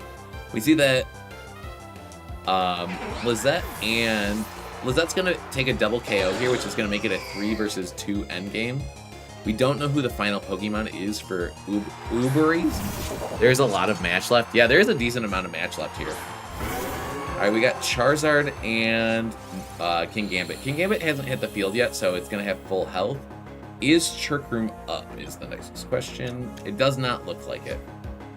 So, I mean, this King Gambit is kind of a problem here. It is pretty safe to just click Sucker Punch into this Chandelure, which would free up this Charizard to click Weather Ball into our Mawile. But the thing is like, is this Charizard potentially in range of a Sucker Punch? I mean, I don't think it's gonna go down, but it could potentially. All right, looks like King Gambit did not opt to go for that Sucker Punch though. We're gonna see Weather Ball come out. If Heat Wave comes out, this will probably just be game for Lizette. Does this King Gambit not have Sucker Punch, or was there a mind game situation at play? It does have Sucker Punch. Heat Wave comes out, and just like that, Chandelure is gonna blow away the competition. We said there was a lot of game left, but if you make the right turn, if you make the right call, you can end it just like that. I think the idea here was that they were worried that Chandelure could potentially click Trick Room. It makes sense that they made the play that they did. If Chandelure clicked Trick Room, Sucker Punch would have done no damage, and it would have made it so Mawile would have been a much more threatening Pokemon. I still think that it probably makes sense to click Heat Wave and Sucker Punch, though, because that way you don't have to worry about... is that good? I mean, you kind of want Trick Room to go up if you're a King Gambit, right? Like, I don't think you're against it. King Gambit is slower than Chandelure normally. Yeah, that's true. I changed my mind. I love Rock Slide. Just like that. Just like that. They love Rock Slide. Alright. We are going to go to Game 3. I'm going to announce it in the Discord.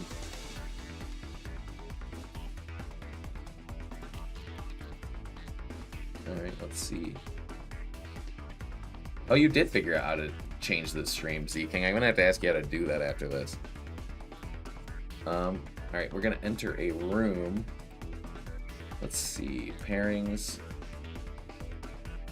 Alright, we're going to hop into the randomizer. The randomizer says that we are going to hop in on Izzy Whooperstan versus Roy Alpharad. Alphard. I did that thing where you read something because they have all the same letters but not in the right place. Hi, Haley. Alright, let's see. 2404-8587. Alright, cool. Good girl. You good girl, Haley. Alright. Swampert has been cooking for me today. Well, good news, because it looks like you're going to be watching a Swampert in this set, too. GG's. Cool. Alright. Who's that good girl?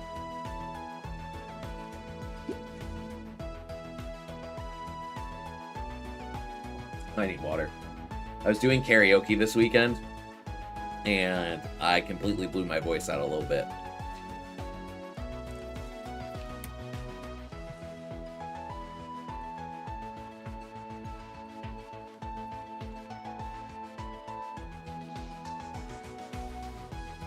Let's see.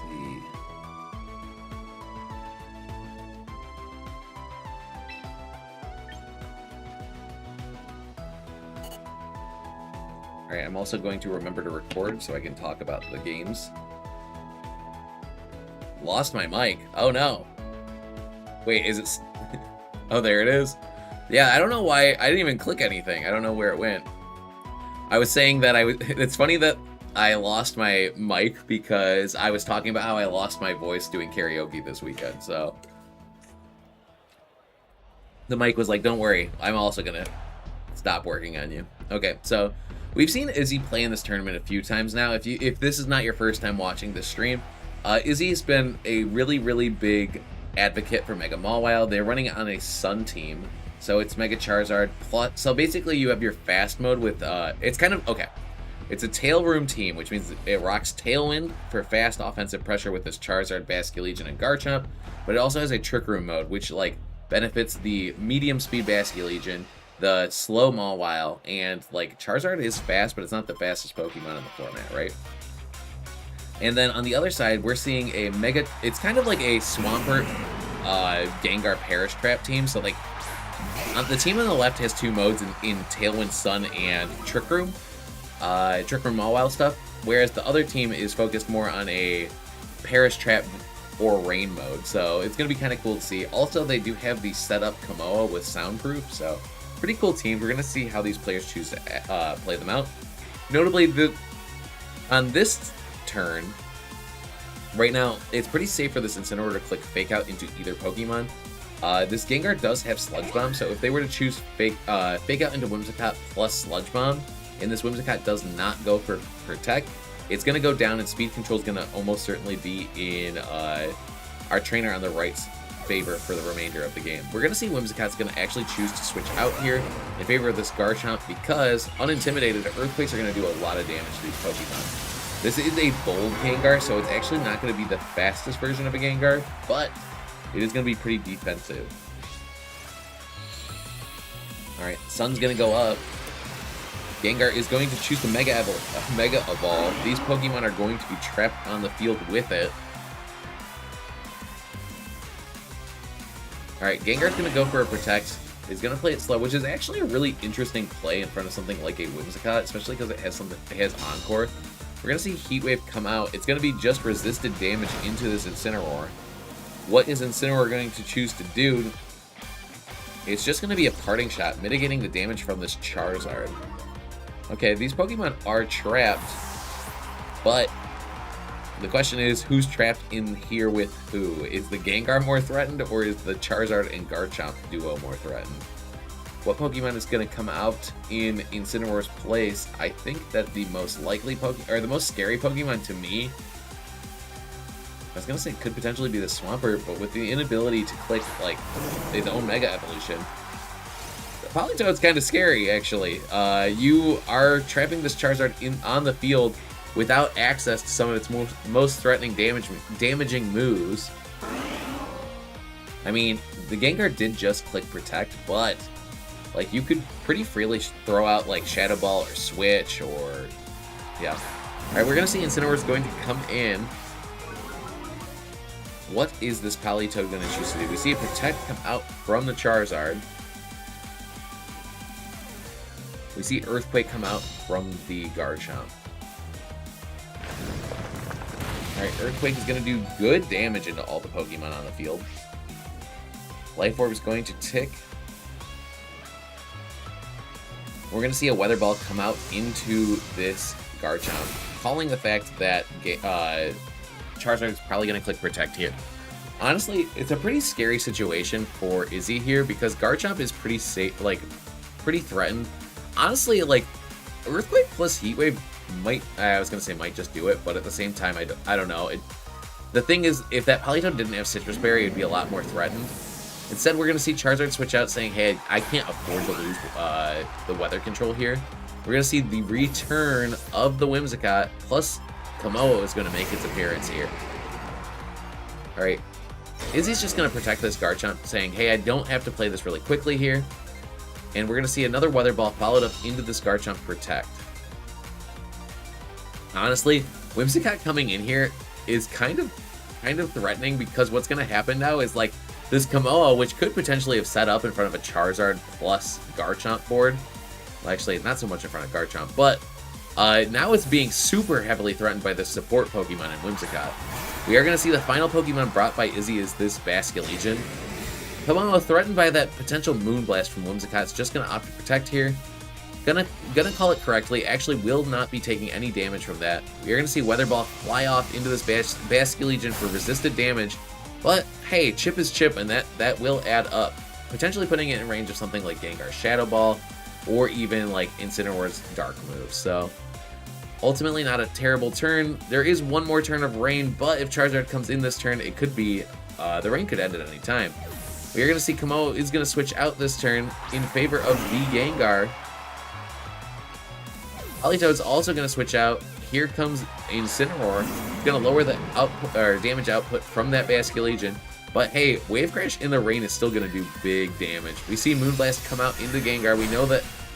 We know Kamo protected last turn. I wouldn't be surprised to see a double up into that spot. Wave Crash comes out. Says, hey Gengar, guess what? Gengar being bold is going to actually pay off in a big way for it here. Gengar is going to survive the turn, but at what cost? It's at 1%, and that Basculegion, I'm pretty sure, has the ability to click Aqua Jet. Yes, it does. So it's like, it does not matter that your Gengar survived. Yes, some of these Pokemon are trapped in here, but you're pretty safe to just click Aqua Jet and remove Gengar. And now the most threatening Pokemon on the field is this Whimsicott, because you can't get Kamo back in very safely. Yeah, the battle ends in a forfeit. The Perish Trap is just too integral for this team. We see that our trainer on the right has identified that it is just going to be the end. If you lose that key piece, it's just the end of the battle. Honestly, with these Perish Trap games, there's a lot of mind games happening, so it's pretty difficult to navigate. Izzy did a great job. I think that Roy was pretty close to like getting what they wanted. I think one or two turns played differently could have potentially brought the whole game home. So it's quite scary.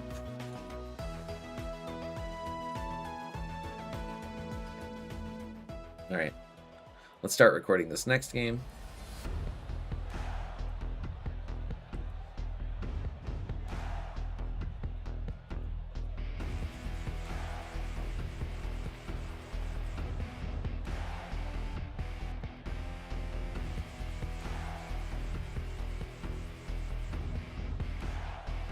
All right. Okay, so the question is like, okay, so the big issue I see for Roy's team is that you can only Mega Swampert or Gengar. I feel like being able to trap the opponent in and ensure rain goes up is awesome for a strong Swift Swim user, but you can't trap and have a Swift Swim user on this team, so it's kind of difficult, or at least not at the same time. Alright, so we see that there is going to be a switch up. It is going to be Vivillon and Swampert entering the battlefield here. The Vivillon is quite scary, offering Sleep Powder to potentially neutralize this Charizard. I wouldn't be surprised to see Moonblast come out and like a Protect from the Charizard this turn, because like Swampert is threatening.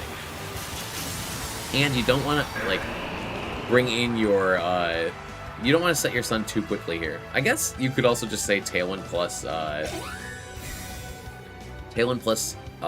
Solar Beam is a pretty powerful play here too. We see the Protect come out from both Pokemon.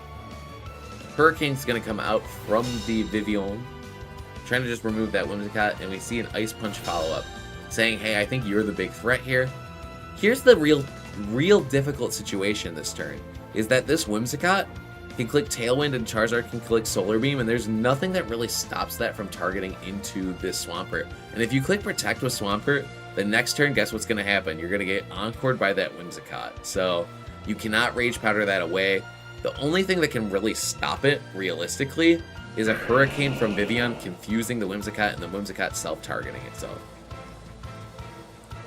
So the question here is, what is Roy going to do in a situation like this? I feel like Izzy's already put off so much offensive momentum. Alright, let's see what the trainers choose to do. We see the Drought is going to come out. Vivillon is going to go for the Protect, which means it could potentially be encored this turn. Swampert's also going to go for the Protect, which means now Charizard gets to fire off damage, and Whimsicott will be encoring for the rest of this little turn, right? It's like, I'm going to encore this turn, I'm going to encore next turn, I'm going to, like, just keep both these Pokemon pinned down.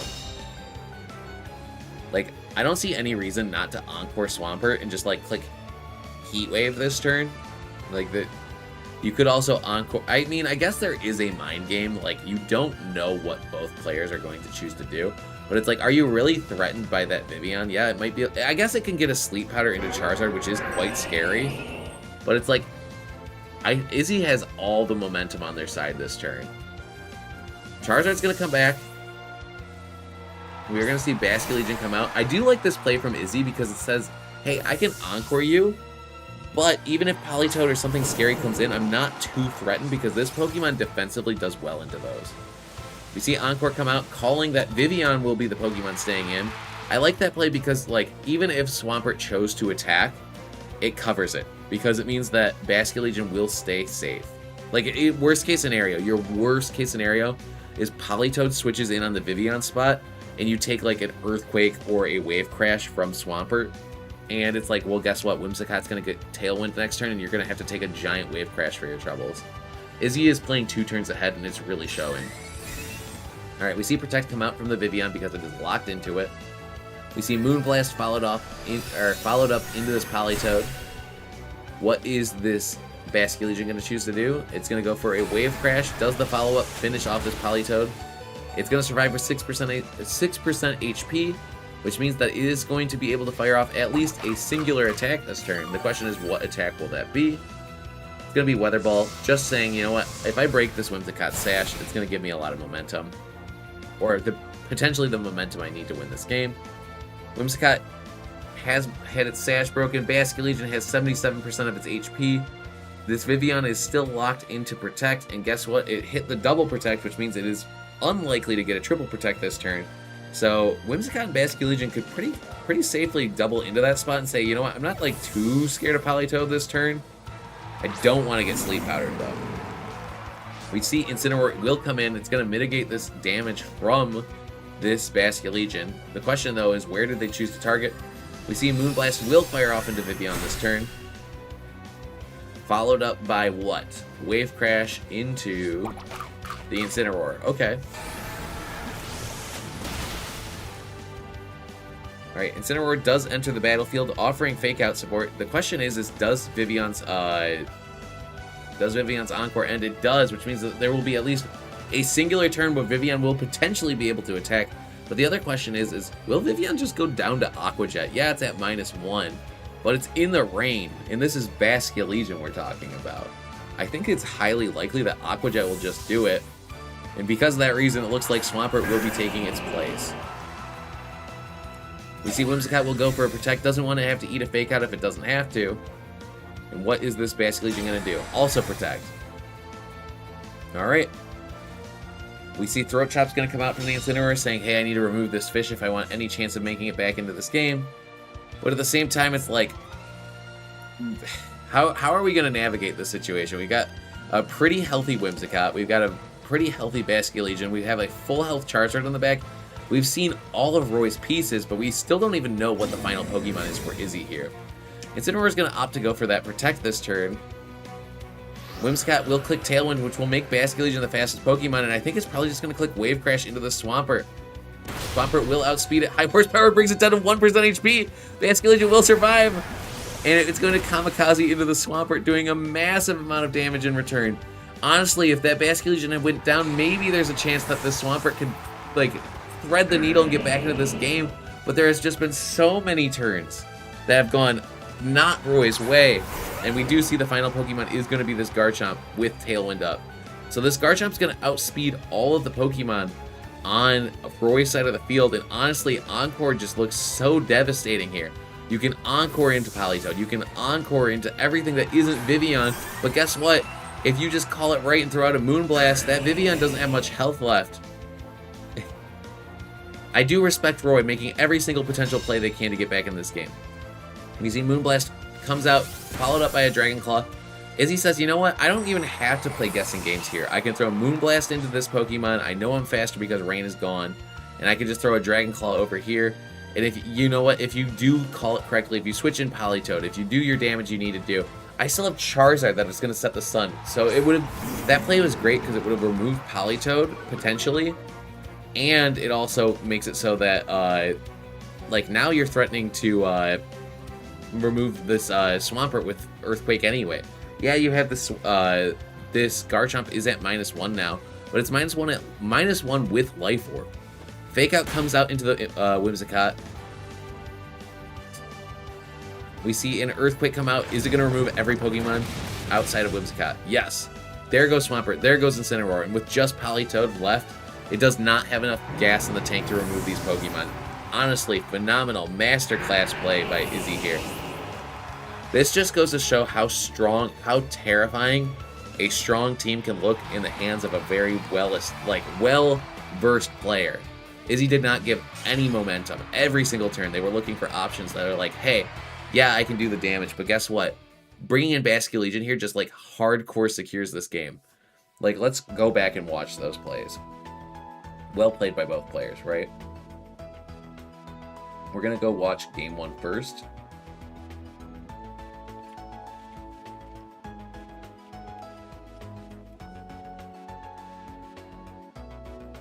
All right.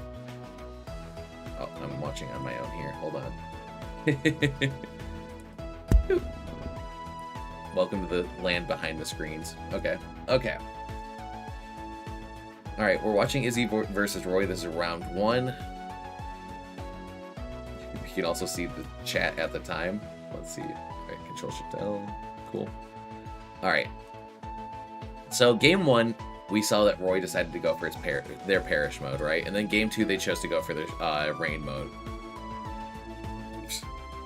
My cat is messing with my dog here. Be nice to each other. Come here, Stinger, come here. Come here. Alright. Okay, so we see Charizard plus Whimsicott versus Gengar and Incineroar. This turn is kind of a neutral turn. There's a bunch of plays that both players can make. There's not a perfect play right away. Every single choice they make has... lost your mic. Oh, there it is. Parker, you are doubled right now. Okay, I should be good now. Okay. Also, I have a notification. I want to make sure that it's good. Oh, I guess you guys can see my Discord too if I do this. Hold on. Mawile, my beloved on screen. Yeah, Mawile, your beloved, just won a set. So, Mawile is currently 3-0. All right, so come here. Quit messing with her. Come here, Haley. Okay, so this turn, Gengar went for Protect. Honestly, it makes sense. They didn't want to eat the big Heat Wave. Gengar's health is a very valuable resource. They don't want to burn it if they don't have to. All right, Garchomp comes in. Thing she did on 2-1. All right. Bringing the Garchomp in here is huge because it means that it's going to be able to do giant ground-based moves that can threaten both Pokemon. So even if Gengar does click Protect here, which it does, it means next turn it's going to be able to do like really, really threatening damage. We see Heat Wave come out from the Incineroar. Parting Shot goes out into the Charizard. I think if they got lucky and they Parting Shotted into the Whimsicott spot and they just brought in the... Actually, you know what? Hold on. Let's talk about that. What happens if Whimsicott stayed in, right? What happens if Whimsicott stayed in? If Whimsicott stayed in, they would have been safe to just Encore this Gengar spot. Yes, Politoed would have gotten in and Rain would be up, but it would mean that Gengar is not putting off offensive pressure, and then they would also be able to bring in their own Basculegion. Just like those are different routes this game could go. I'm not saying they're better routes. That's just what could have happened. The fact that Whimsicott switched out means that this Gengar, I don't want to say, I think that this is better for Izzy because like Izzy's able to throw off the giant earthquakes, which is such a problem for this team, right? So we see this turn now, Izzy can just kind of freely click Earthquake and then switch out the Charizard. We see Incineroar come in to mitigate that damage, or it can click Protect. Both work. Defensive plays work. Roy actually here does call that Izzy's going to go for that Protect. Honestly, Izzy also could have potentially clicked Weather Ball into the Charizard if they thought that they were going to stay in. Oh yeah, duh, you can't switch. I'm so silly here. I just realized that you're watching a replay. Yeah, we're trying to watch replays after games now. I feel like that could be helpful. Good call, Izzy. Thank you for that. Yeah. Okay, so I guess the safest play is always Protect there because then you can just throw out an Earthquake and do damage into Gengar, which is kind of the biggest threat. We see Kamo gets in now in front of the Whimsicott. It's really unfortunate for the Kamo player. Like, they lose so much momentum on that turn. I also kind of question, like, would it be better to just, like, say, hey, Gengar, you're a damage bot? Like, you're just doing Shadow Ball and dying? Like, it is -1 Garchomp. Like, let's go back here, right?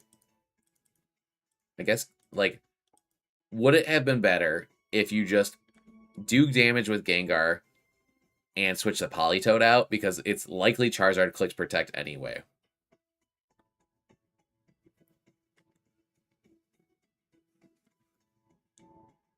I mean, I don't dislike their play.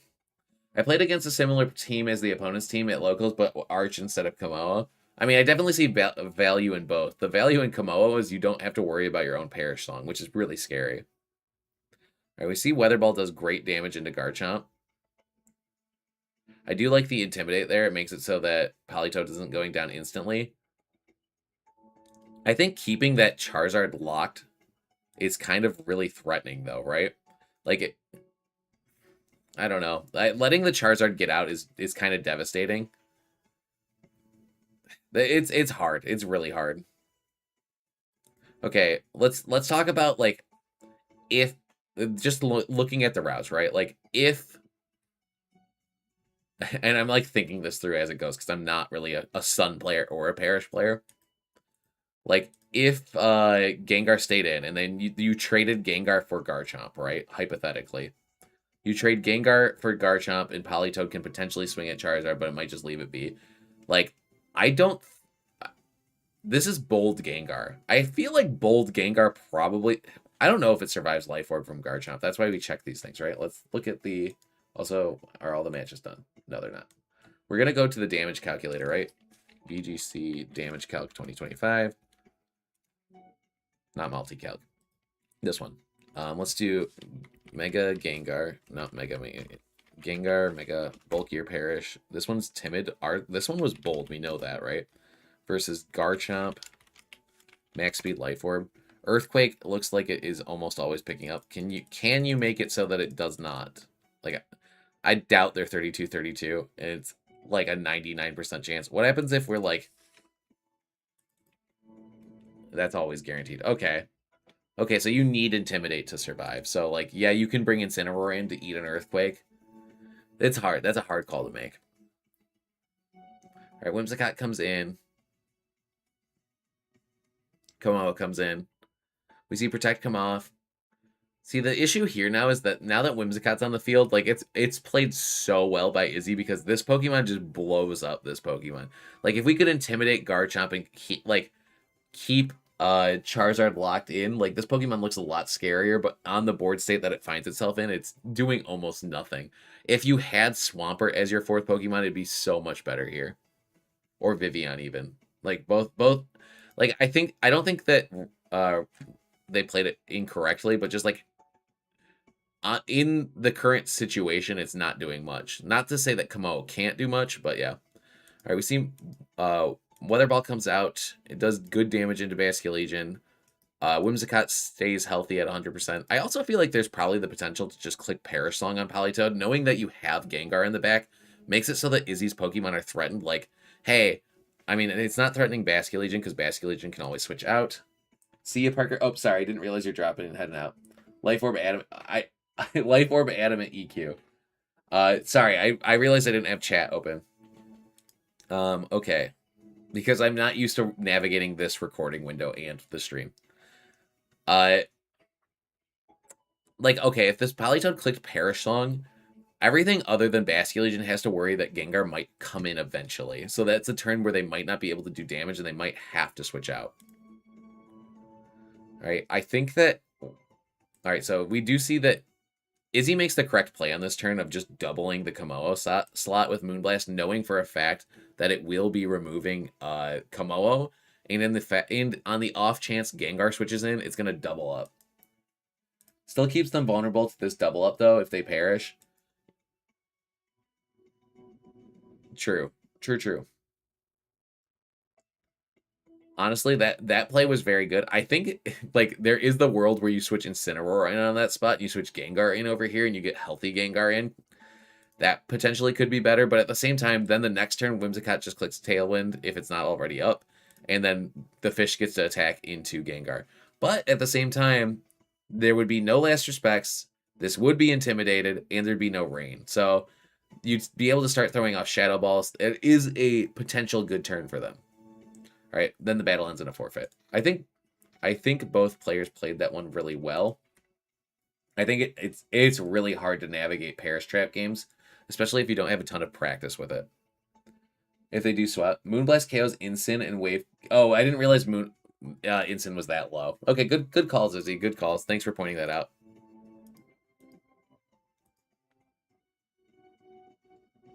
So you were just covering basically everything, right? Like it was kind of a slugfest there. Okay. So we see Whimsicott versus Whimsicott Charizard versus Vivian and Swampert. Uh, this is a really difficult board state for them because we've talked about it before. It's kind of just free for Izzy to click double protect and then throw out solar beams because they're gonna get their weather guaranteed at least for one turn. And if they click protect, then they're gonna get encore locked by that Whimsicott. It's kind of just the perfect duo, and we get to see it on full display here. Also, I think I'm not at full double speed. Let's double that. All right, there's still a match left, so we're okay to keep watching this.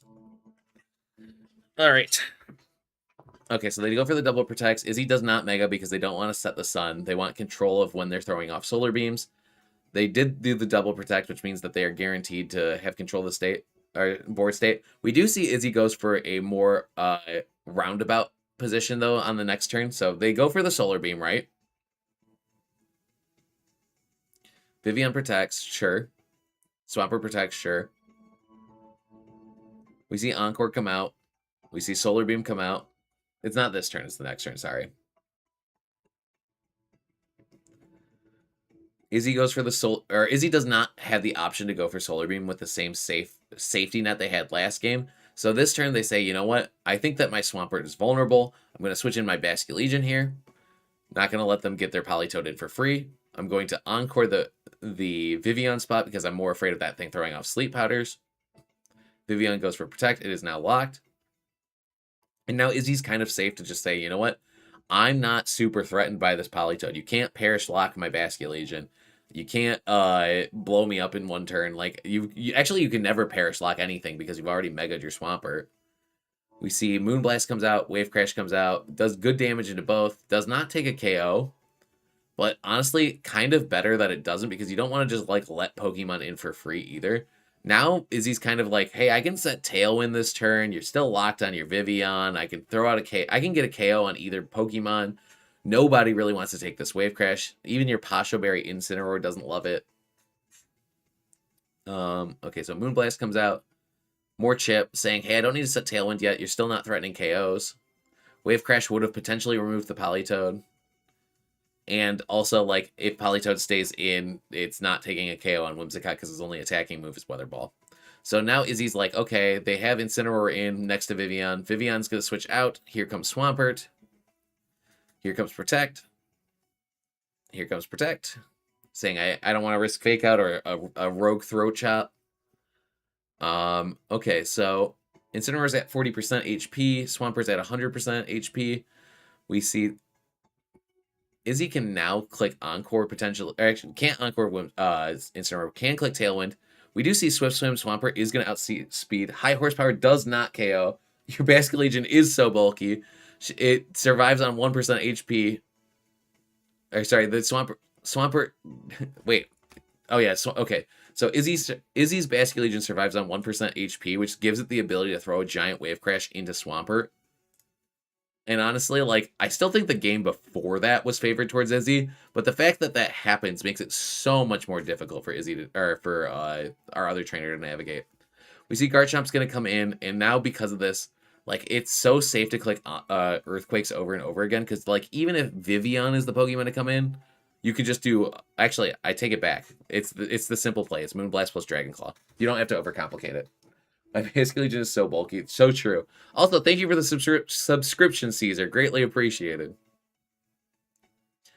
All right, so Incineroar comes in, and now you can click the Earthquakes. Or, well, you click Protect, and then you click the Earthquakes. There's nothing really stopping you.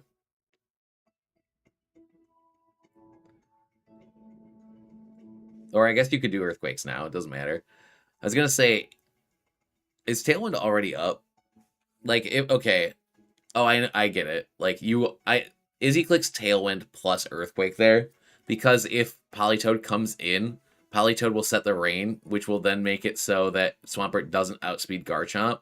So Tailwind always ensures that Garchomp goes faster. You could fake out Garchomp and click Ice Punch, but then it's like, okay, sure, you faked out Garchomp and got Ice Punch up, but then I get to bring in my Charizard. Yeah, no reason to hit myself that turn because of Declaw into the left slot. Yeah, for sure. That makes complete sense. Yeah, I get it. And then that's the end of the game. Well played to Izzy. Honestly, great show of how to play that Mawile team. Yeah, excellently done. All right, and we are going to switch back over to the stream. All right, and we're going to see if there's anyone else we can peep in on real quick. Let me go over here. We have one game that is unfinished. That is CJ versus Ryan. Okay, they have a code up. Cool. I think I need to have like background music in the future too while I'm watching the set, so it's not just like the same Pokemon music over and over again.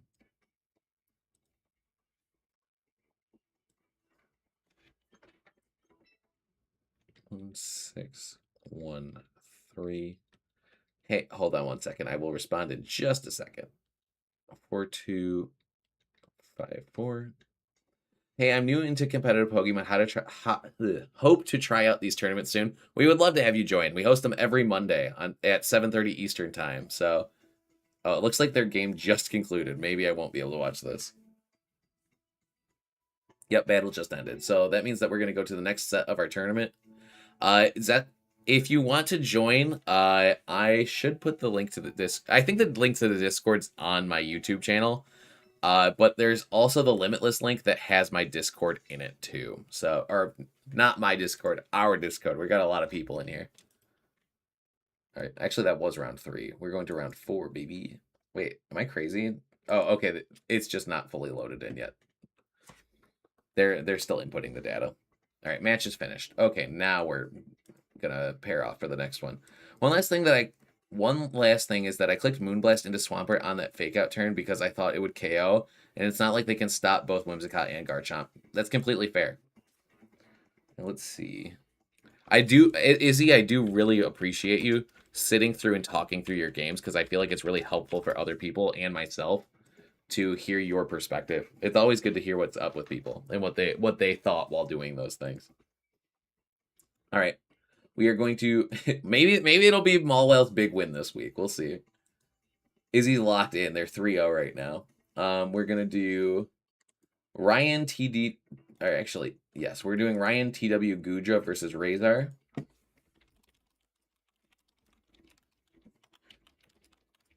I hope so for your sake too. You've been working really hard to make it happen.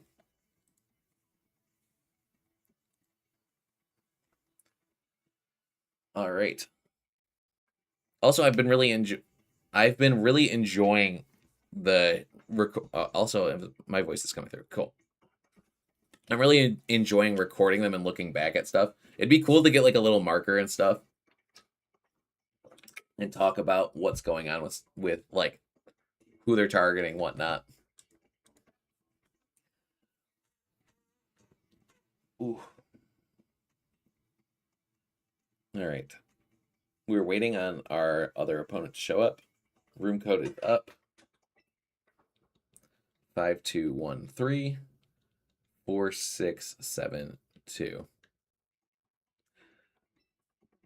Maybe when I start competing again, I might do tournaments of my own and then potentially watching the replays in between sets. That could be something I could do too.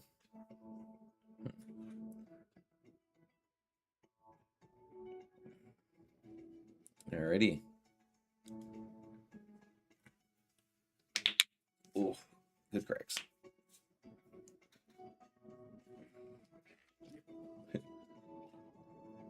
Speaking of getting into competitive games, I've been so into Avatar the fighting game lately. Like I haven't done any tournaments or anything for it yet, but I like that game is just such a good time. I'm debating like potentially joining a tournament and streaming my run and seeing how it goes as someone that hasn't done like FGC in like years. Also, it would be nice to not have to like be the host of the tournament and just be like a participant.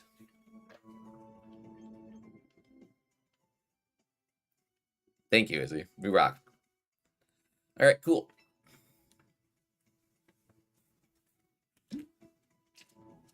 All right, so to give some insight on these two teams, Trainer, also Ryan, is another Mega Gengar team. They are rocking the Michael Derbesti's team. If you're not familiar with that, it's a non-Perish Trap variant of Gengar with Sludge Bomb, Shadow Ball, Substitute, and Protect. They have Citrus Berry Incineroar with Fake Out. It's like normal Incineroar with Citrus Berry. It's Yawn Swampert with High Horsepower, Flip Turn, and Protect. It's the idea is like you're trapped anyway, so we're gonna lock you down and put things to sleep.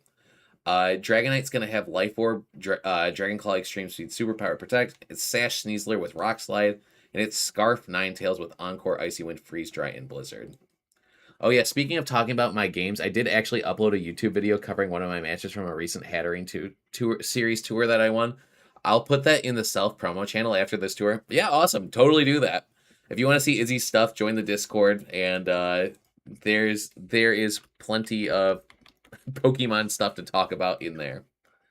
All right, and then Razor, I never know how to pronounce this. They're Sacred Fire VG. They're running a Mega Staraptor, Mega Tyranitar team with Roost. The idea is like, hey, I'm going to get really bulky on the Staraptor if you don't take care of me. I can click fast Earthquakes with my Excadrill. I've got longevity on the Sinestcha. This Golden Go can set up, so it's kind of like, pick your poison. I'm going to set up either with this like Staraptor that's just going to take damage and slowly get unkillable over time. Or if you KO my Staraptor really quickly, I can get Nasty Plots off with my Golden Go. Yeah, okay, so we see Gengar and Swampert. The idea here is like Gengar's going to lock things down and not let things switch. And we see that the other Pokemon is the Excadrill. So right now, it's a bit of a tricky situation because this Gengar can throw out like a big Shadow Ball into the Sinestcha for damage. Or it can or it can just kind of click Protect. Basically, like the question is do we think Tyranitar is going to come in? And if Tyranitar does come in, like how are we going to deal with this Swampert if it gets locked in next to like these two Pokemon that don't want to see Swampert? Swampert can't click Earthquake, so it can't attack too freely. There's a few mind games at play. Also, this Sinestcha can kind of just use Machigacha and remove the Swampert potentially. We're going to see Swampert is going to switch out here in favor of the Incineroar, saying, hey, I can just mitigate damage on this Excadrill. Excadrill's attack is going to go down, and also Fake Out will be online for next turn. We're going to see Gengar's going to go for that Mega Evolution. Mega Evolving Gengar is good. It's going to just go for Protect, so not a very offensive turn for these Pokemon. We do see Earthquake comes out for the Excadrill, which is going to get good damage into this Incineroar. Also notably, that even though Perish Trap is on the field, Tyranitar could still come in this next turn because Sinestcha is not a Pokemon that gets locked down by Perish Trap. Ghost types are immune to that locking effect. We see Machigacha is going to bring Citrus Berry, or Incineroar down to its Citrus Berry at 49%. It's going to eat that right back up, and it's going to be quite healthy. Honestly, that Incineroar is quite a thorn in the side for this team. Excadrill at -1 isn't putting out the most damage. And also, if you want to go for Earthquake, you're going to have to take some attacks for your troubles. Also, notably, that Earthquake from Excadrill did like 5% damage to the Sinestcha. It did almost nothing. All right, we see that Tyranitar is going to come in. Sandstream is going to activate, making Excadrill the fastest Pokemon on the field, but not actually going to do anything with that speed this turn. We are going to see Substitute come out from this Gengar, saying, hey, yeah, I know you can intimidate me, or I know you're intimidated, but at the same time, I'm not too worried about it just this turn. You're going to have to do more than one attack in order to KO me now. All right, so now Incineroar is at 67% HP, Gengar's at 69.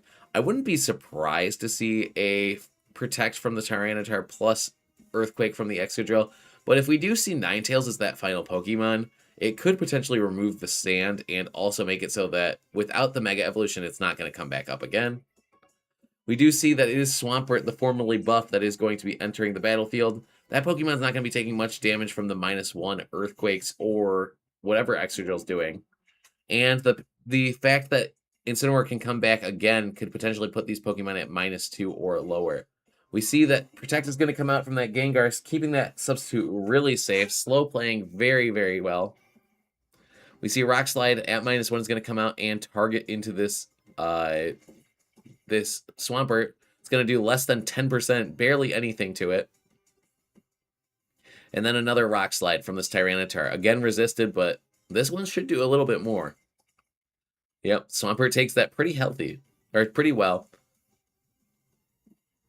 All right, Gengar will take Chip from the poison. Swampert actually going to heal up, making it look like it did not get attacked by even a single Pokemon this turn, let alone two. Honestly, it's kind of a scary turn because this Swampert could click Wide Guard, this Gengar could just go for attacks, Incineroar could switch back in. Like, there are a lot of options that are available to these Pokemon. I think it's kind of likely we see a knockoff from Tyranitar into that into that Gengar position. But I wouldn't be surprised to see like a double up there and Swampert gets a big yawn off for their troubles. Incineroar could pretty likely come back in as well. Okay, we see Ironhead's going to come out. Will it even break the substitute is the next question. Substitute does fade. Substitute goes right back up. And I bet that we're going to probably see a knockoff this turn. Knockoff does come out. That's one way to deal with Protect and Substitute is just saying, hey, I don't want to take damage this turn. I'm just going to go for Substitute again. We're going to see Flip Turn come out. That's going to do damage into that Excadrill, potentially removing that, or definitely removing that Sash. Honestly, that Flip Turn didn't just do chip damage. It almost did the whole health bar of that Excadrill.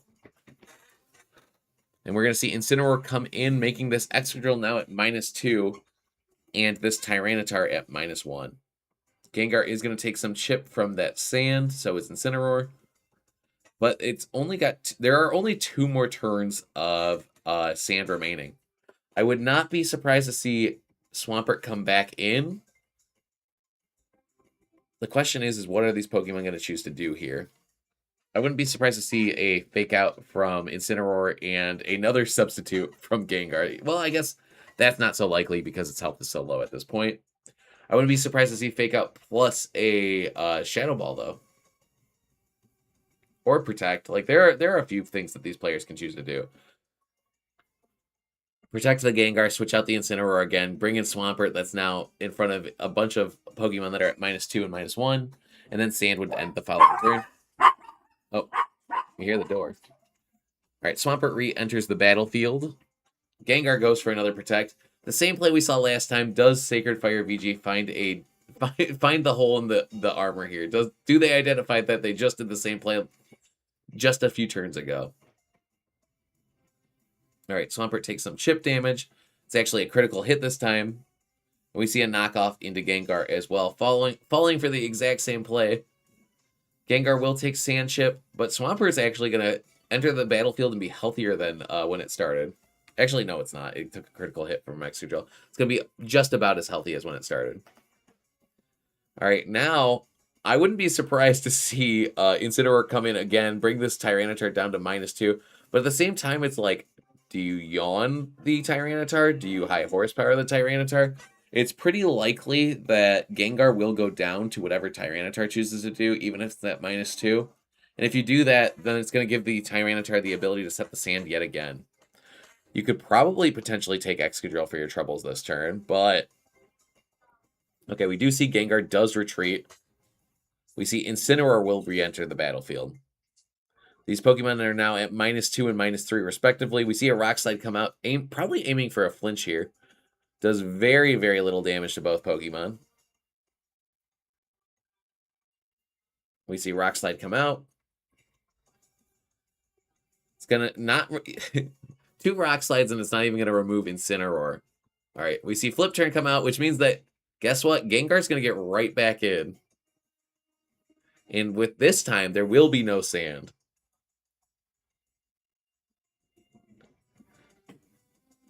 Gengar, the Historic Genius, re-enters the battlefield. Sandstorm subsides, and now Incineroar can click Fake Out into Tyranitar and Shadow Ball into Excadrill pretty safely here.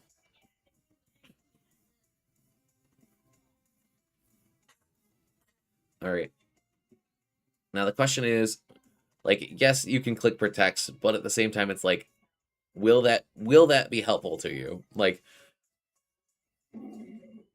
there still is a fourth Pokemon we have yet to see, and also, like, it's highly likely that we are going to see Tyranitar remove this Gengar at some point here. All right, Tyranitar flinches. Honestly, kind of surprising. Both players could have just gone for a double protect there. I guess the idea there is like, if Swampert switches in, we don't want to lose momentum if we don't have to. We see Melodic is the final Pokemon, a Pokemon that does pretty well into every single remaining Pokemon here. Gengar is at 26% HP, so it can potentially get another substitute up. And since Tyranitar is locked on the battlefield, if that substitute goes up and Gengar can't heal itself, it will go down to the sand chip immediately afterwards. We will see that Incineroar is looking a little unhealthy here too. We see a Protect come out from the Gengar. I would not be surprised to see a water type move fly off into this Incineroar. Instead, we're just going to see Rock Slide. It's going to survive at 1% HP. What did this Melodic go for? We do see it is going to be a Scald, but it's going to be into that Gengar, giving this Incineroar the chance to do something, but it's just going to flinch. Honestly, that's probably the best turn that you could hope for if you're Sacred Fire VG. Basically, it says, hey, I get to ensure that you're not going to get to have any momentum. You're not switching around. My Tyranitar is staying relatively healthy. And my Melodic, which is kind of the key piece to me winning this battle, is going to stay completely unharmed. If that Melodic can stay healthy next to that Sinestcha, I feel like it's going to be really hard for the other trainer to break. We do see a Sludge Bomb fire off into Melodic. It is going to get the poison, kind of the worst case scenario for Sacred Fire VG here. Rock Slide is going to come out, and it is going to connect into both. Does this Melodic have Recover? It does have Recover. Does it choose to use it this turn is the next question. Gengar faints. It's going to be a Scald, but that Scald is going to fail. Okay, Melodic will get the leftovers healing, but that Sludge Bomb poison will add up. It's looking really difficult here for this Melodic. Yes, you can switch Sinestcha in and heal up. Yes, Sinestcha is going to do great into that or if that's sorry. That Swampert is basically forced.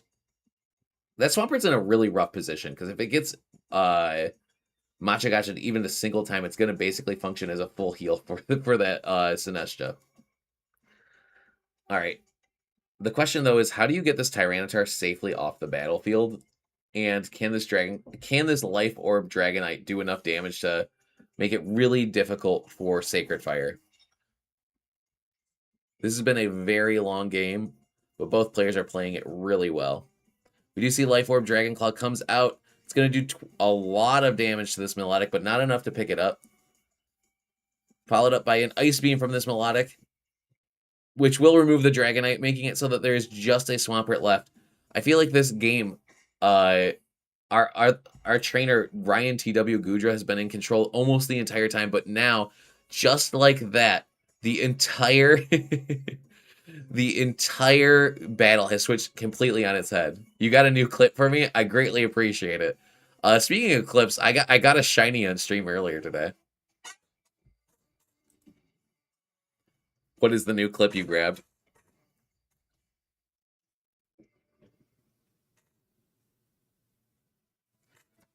All right, honestly, that was a very long set. Kind of crazy. Or a long game, I should say. That was a super long game, and it's kind of crazy because the entire game, like, it felt like Gengar kept Ryan completely in control.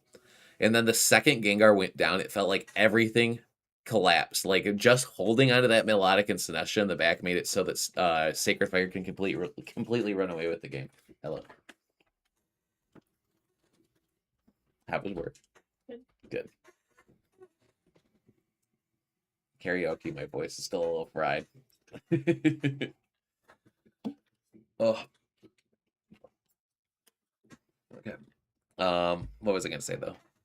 Okay, so we're going back into it. The question is like, how will Ryan adapt? I feel like the Gengar was really strong. It did make it so that like they were able to control the board state.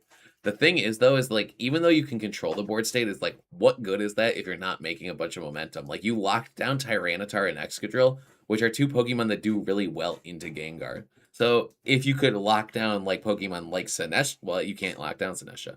If you could, maybe Gengar isn't the perfect Pokemon in this board, or maybe you have to find a way to break these Pokemon faster. Like if you could, I think that the combination of Excadrill, Sinestro, and Tyranitar is really, really difficult for this team. I, especially because like the way that you intimidate this team is with Incineroar, which is a Pokemon that's really not the best into Tyranitar and Excadrill. And your Sinestro is really just there to have as a pivot, like a Pokemon that you have control of, so you can not get completely locked down by this Gengar. All right, so we see Gengar and Swampert is the switch up. Maybe the idea here is like, hey, if I lock down Excadrill and Tyranitar and I put them to sleep, I don't have to worry so hard or worry so much about it. Also, we do see a big switch up in the fact that it is not the Sand will be up and Sinestro can come in. So I feel like there is the chance that Gengar might make a really aggressive play this turn and to go for like a Shadow Ball into the Tyranitar. But at the same time, Excadrill can just throw out an Earthquake because we already saw it did basically no damage. That was great. No damage into Sinestro. Hi, Haley. I like the one singular paw. It makes me feel like I'm being really supported. She's a certified therapy dog. I also like how she's kind of like, what do I do now? Yeah. All right, so we are going to see Gengar is going to Mega, which is going to lock these two Pokemon onto the field.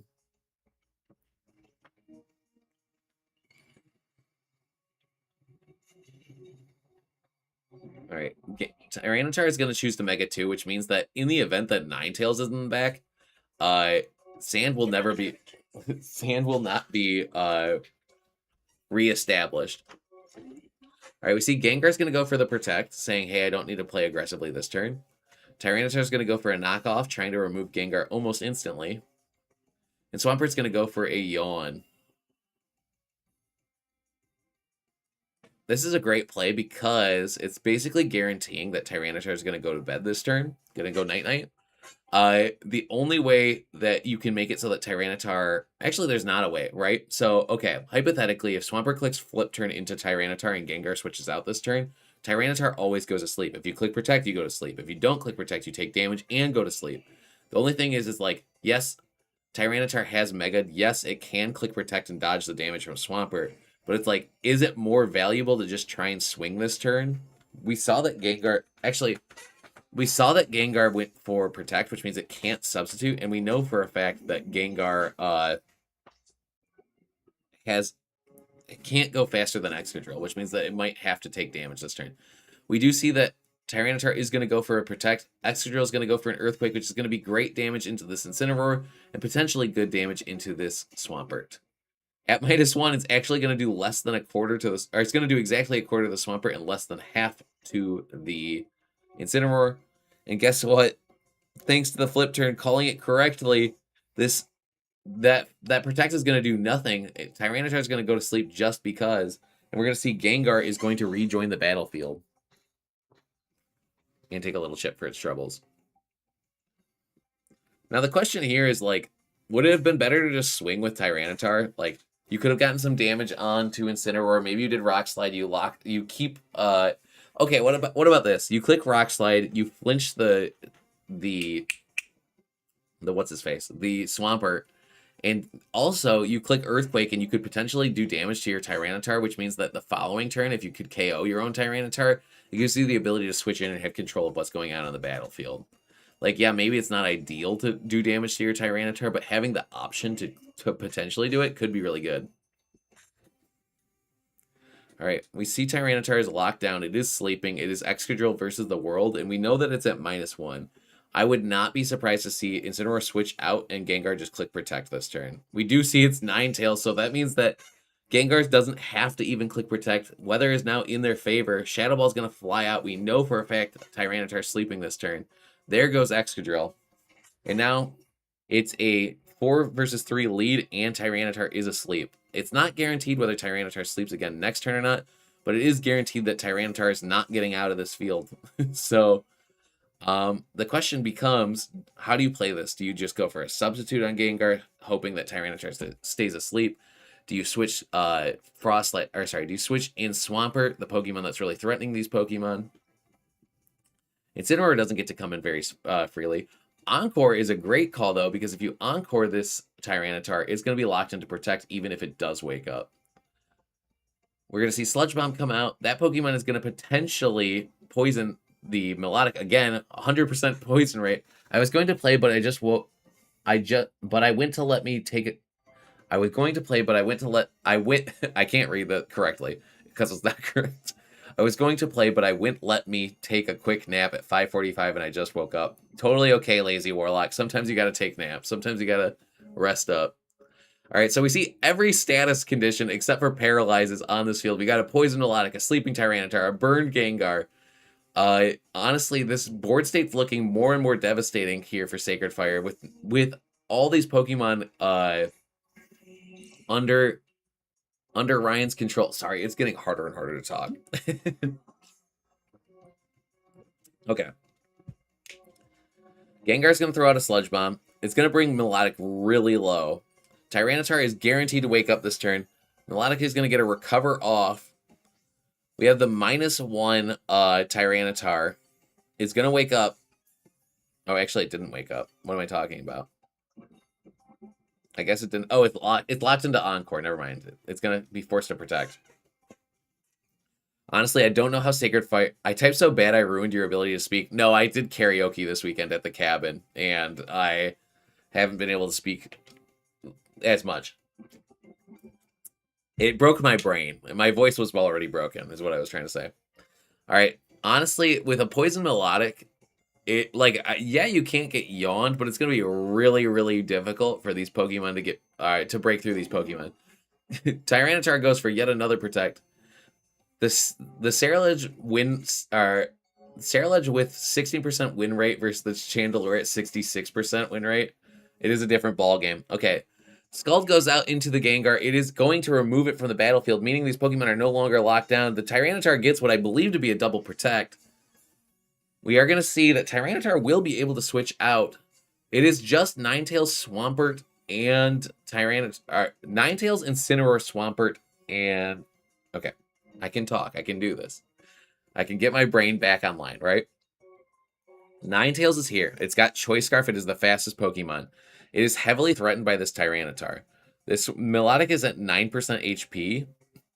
If that other Pokemon in the back is potentially a Sinestcha, you potentially could survive the Blizzard.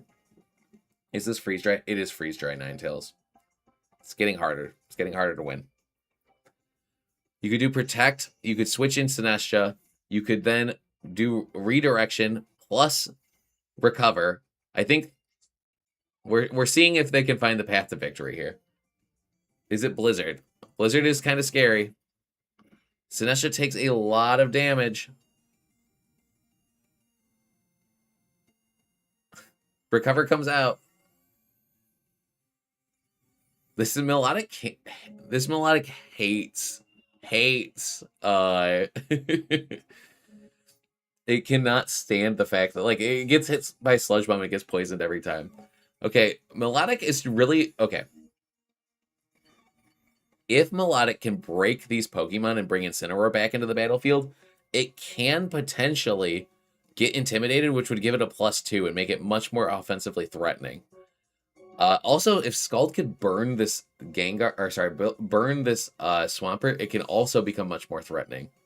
We see Tyranitar is going to come in. It's going to actually add to the amount of chip damage that this Melodic is going to have to take, which is pretty difficult, but it will make it so Melodic could potentially dodge Blizzards, which is huge.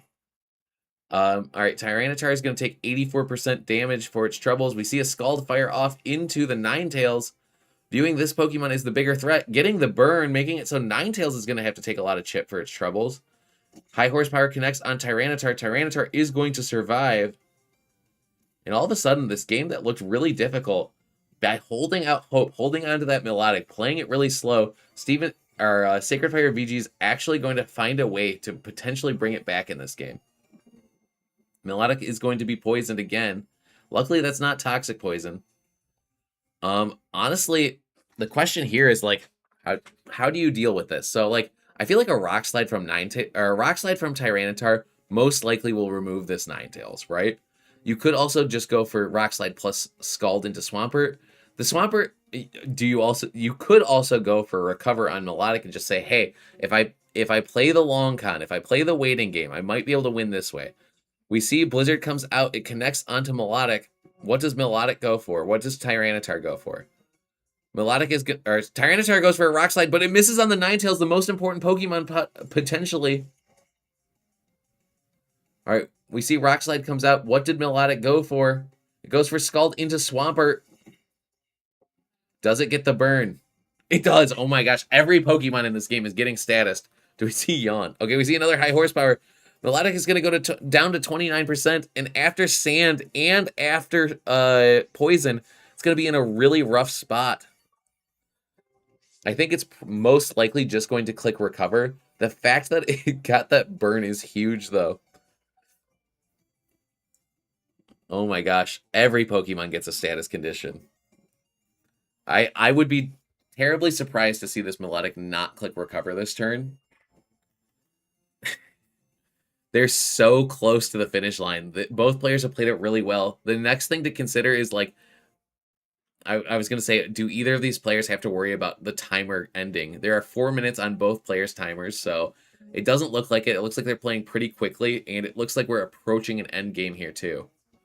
If that Ninetales gets removed, this Incineroar will come back out, and it will make it so Melodic will get the +2 to its special attack thanks to the competitive boost. Ninetales is just going to opt to choose out of its own volition, saying, hey, I can get the weather back up, and I think I can win from there. Intimidate will come out. Competitive will activate. Rock Slide's going to come out. The question is, did this Melodic go for Scald, or did it go for Recover? We see Citrus Berry activate on the Incineroar.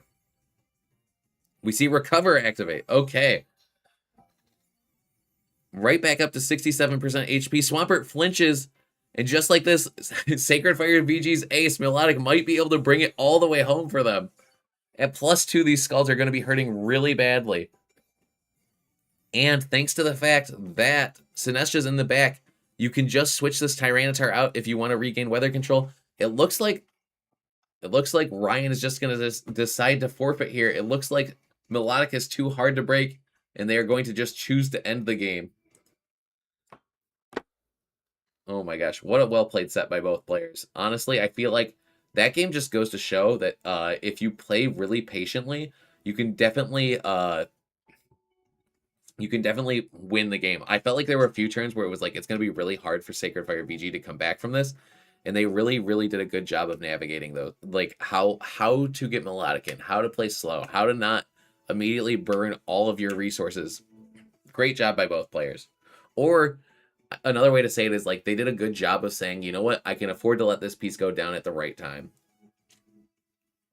This is my proof Saraledge is the worst Metamon in the format. I say knowing very well it's a very small sample size. Sorry, I just saw that. I was very immersed in that game. Let's see. All right, we're gonna pop in on. I apologize, I did not click the record button for that. It was a tough set. We did watch it through, Steven. You did a great job. All right, sorry for saying your name, Fraser. You did a great job. It was a very fun set to watch. It was thrilling because it felt like, thanks to Gengar being able to lock the player down, you were locked down and kind of out of control for a long time, and you navigated it really well. You played patient. You knew Melodic could just be the call at the end of the game, and it really paid off big for you both times. Okay.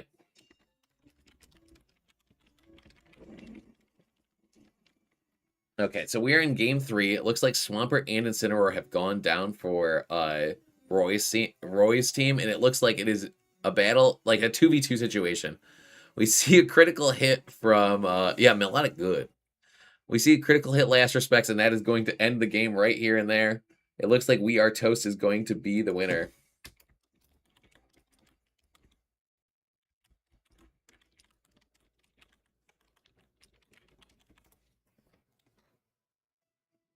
Okay, we're going to hop in on the other one. Steven, Razor, do you have experience playing against the Michael Drubesti Gengar team, or was that a first time? Because you looked like you played it with like the expectation of how like knowing what to do. It looked very intentional.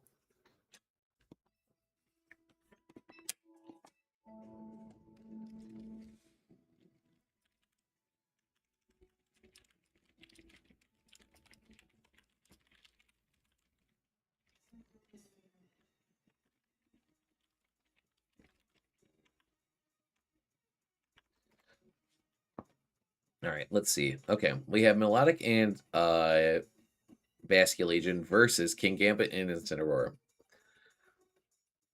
The question is who are the final Pokemon for both of these players? Okay, we see a Blastoise on Ace's side versus.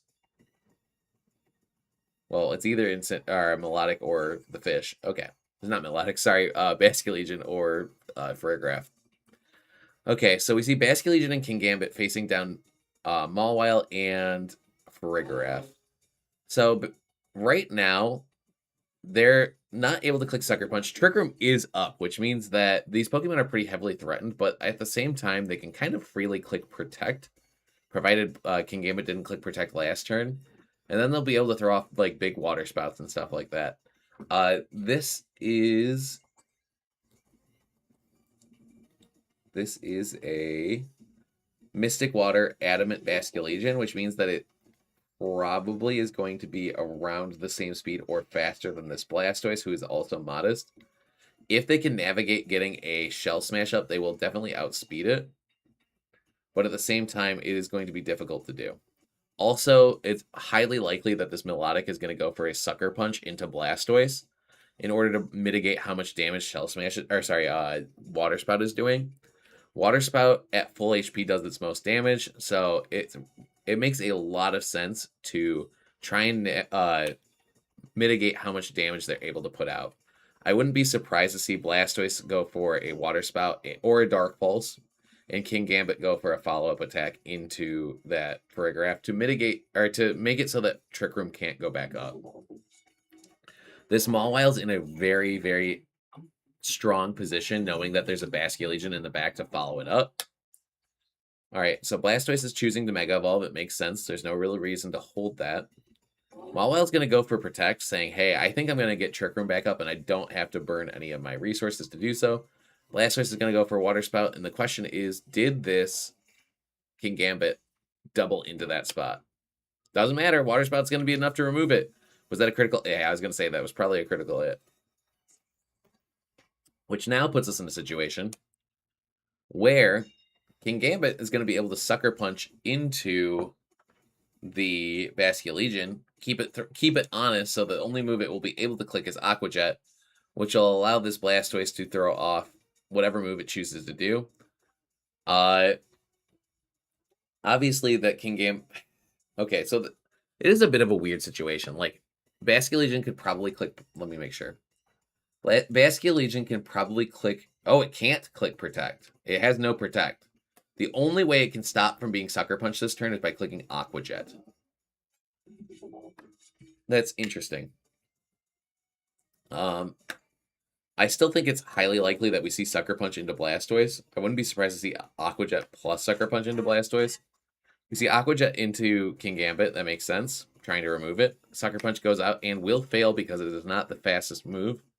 Sucker Punch follow-up into the Blastoise. It's going to do about 20%. A little more. We see Dark Pulse into the Big Fish. It's actually not going to remove it. That's really interesting. I wouldn't be surprised this turn to see another Sucker Punch from King Gambit plus a Water Spout. We saw last time Aqua Jet did it about that much damage to King Gambit, so it probably will take it out, or it's going to be close. It might be a roll. I can't remember exactly how much it did. And then, I mean, I think you always have to do Sucker Punch to keep Basculegion honest. You can Sucker Punch Melodic, you, but at the same time, it's like, do you want to risk that? I think. Oh, there's also another Pokemon. I completely forgot that. Incineroar is a great call to have on this team because you're going to be able to mitigate the damage these Pokemon may put out. That's going to be very helpful for Blastoise. We see Aqua Jet come out into the King Gambit, followed up by Sucker Punch, which lets this Incineroar enter the battlefield pretty safely. It is going to make a weird mind game where it's like, do you think Basculegion will go for another Aqua Jet, or do you think it's going to go for an attacking move? Because if you think it's going for Aqua Jet, okay, we see Fake Out. That's Chip. Chip is always good. It is Aqua Jet into the Incineroar this time. Can't believe one of my full stream set is the one where I got Rock Slide. That's how it goes sometimes. We see King Gambit is just going to remove that fish. Honestly, if it went for Wave Crash, it could have potentially removed Incineroar, but it still would have been a 2v1 situation with Blastoise. So I don't think it would have been in their favor. Honestly, well played by both. I thought that I didn't realize that there was an Incineroar since we jumped in late, but well played. And that is going to be the end of our game for Hard Trick Wild, Mawile plus Crab. Yeah, that is. I saw that earlier. I was like, that's a cool combo. Because if you, I mean, you can be Intimidate Mawile, but you could also be two Pokemon that can't be intimidated. Like, that's pretty cool. And that is the final game of round number 4, which means we are going to be going to round number 5. Pairing the round, pair next round. All right. And we are actually going to be checking back in on Izzy and Little Potato because they are our undefeated players. We always make sure that our final round of the tournament is against or is two people that are currently undefeated because we want to see who is likely to win our tournament. All right.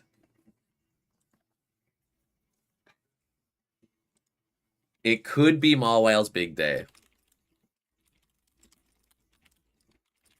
Actually, does Little Potato have Mawile? Because if you, I was gonna say if they do, it's guaranteed. It's guaranteed to be a Steel type Megas day because both Mawile and Metagross are in this set. Fun fact: this is a matchup to decide who becomes a 2-time Pokepals champ. That's awesome. That is very cool. I feel like I'm cheating in terms of how many Pokepal belts I have because when I started, wait, I didn't punch the right thing at all. Okay, when I started doing the Pokepals tournaments, there was only like 8 people, so I have. I mean, I've won a few that have been bigger. Oh, okay, that's a wrong. Oh, they have a room already. It's gotten bigger, but I feel like I probably have like 15, but probably because when I first started it, there was only like 4 people. So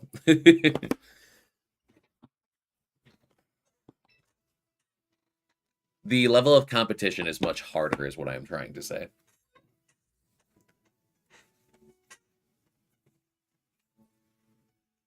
Ugh.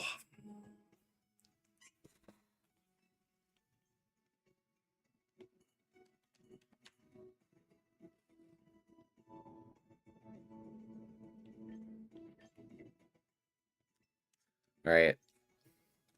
All right, people. Who do we think is going to win? Is this going to be more of a Mawile or more of a Metagross favorite environment? Who are you rooting for?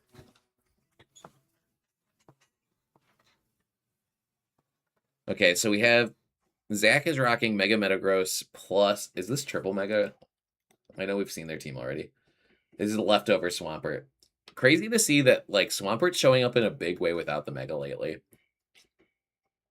All right, so it's Wide Guard Swampert. They have Eternal Flower Floette with like all attacking moves. This is a Body Press Metagross, so it's got the ability to hit Swamperts really hard.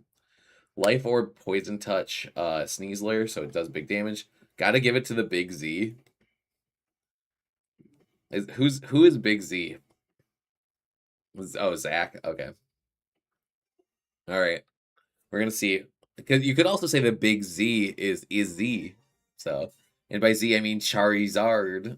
I like. Okay, there's Z's everywhere in this matchup. All right, so we see Ferrograph Charizard versus Sneasler and Floette. So right off the rip, I feel like this board state favors Izzy because I feel like, well, I guess that is a Life Orb Sneasler. I was gonna say you could just do like Fake Out. Actually, they can't even click Fake Out, right? This is Rock Tomb. Never mind. Maybe I take it back. This is a Rock Tomb Sneasler. So they could just click Rock Tomb and Light of Ruin and just kind of blow things up. I don't think that Ferrograph goes down to a Light of Ruin. I mean, it depends on how they're invested. It's Citrus Berry and Relax, so I don't think it'll go down. I think it'll go most of the way down. But the thing is like if you double that Ferrograph, then yeah, this is if it was the standard Sneasler set, I was gonna say I feel like it's favored towards Izzy, but this isn't standard. This is like I'm throwing big rocks your way. How do you deal with it? We see Floette is going to Mega Evolve. Yeah, this Sneasler is terrifying. Floette Megas.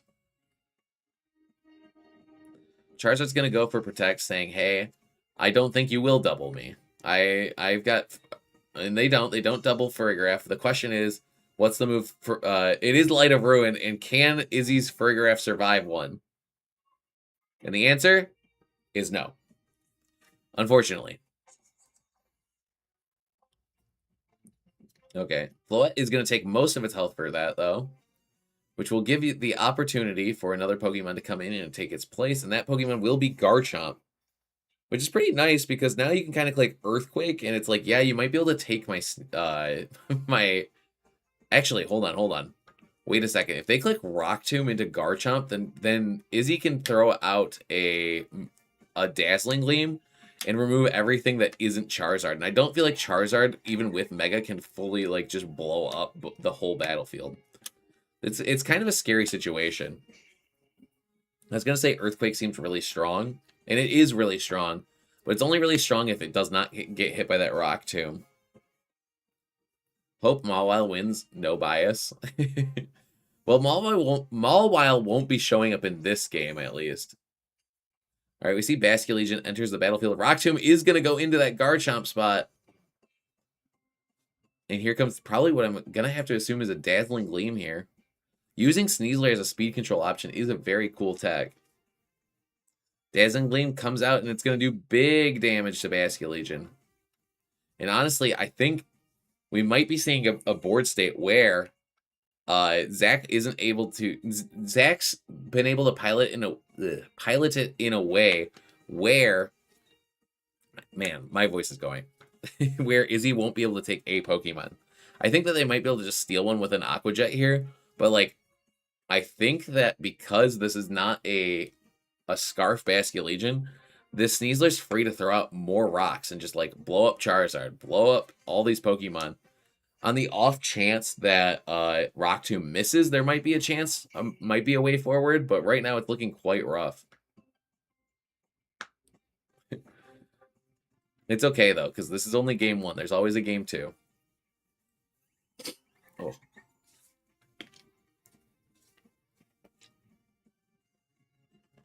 You get a rock. You get a rock. Everyone gets a rock. Yeah, basically. All right, we see Charizard goes for that Protect. Aqua Jet from Basculegion makes it so that we will see at least one more Pokemon here.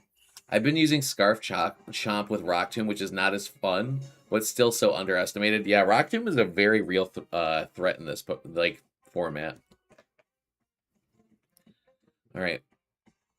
We see Incineroar will be the next Pokemon to come out, so Izzy will at least be able to see one more Pokemon before the set ends. And hey, on the off chance that Sneasler misses Rock Tomb, we might have a game on our hands.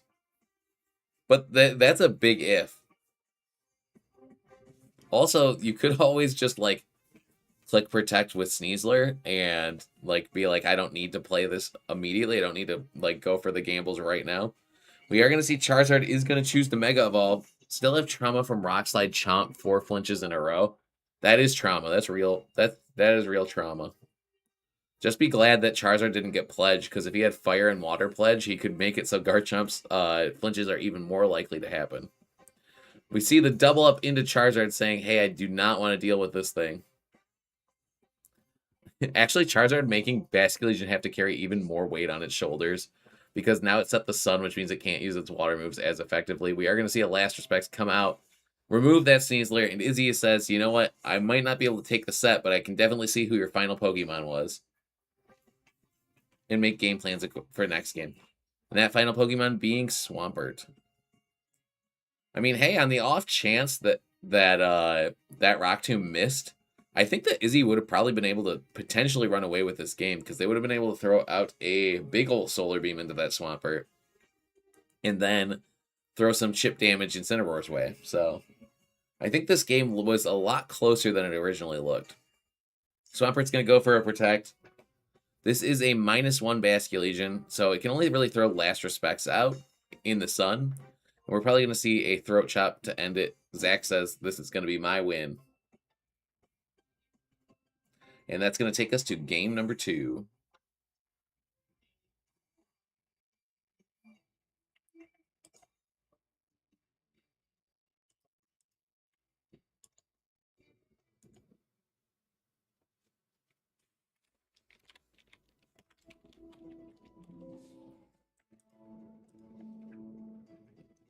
All right.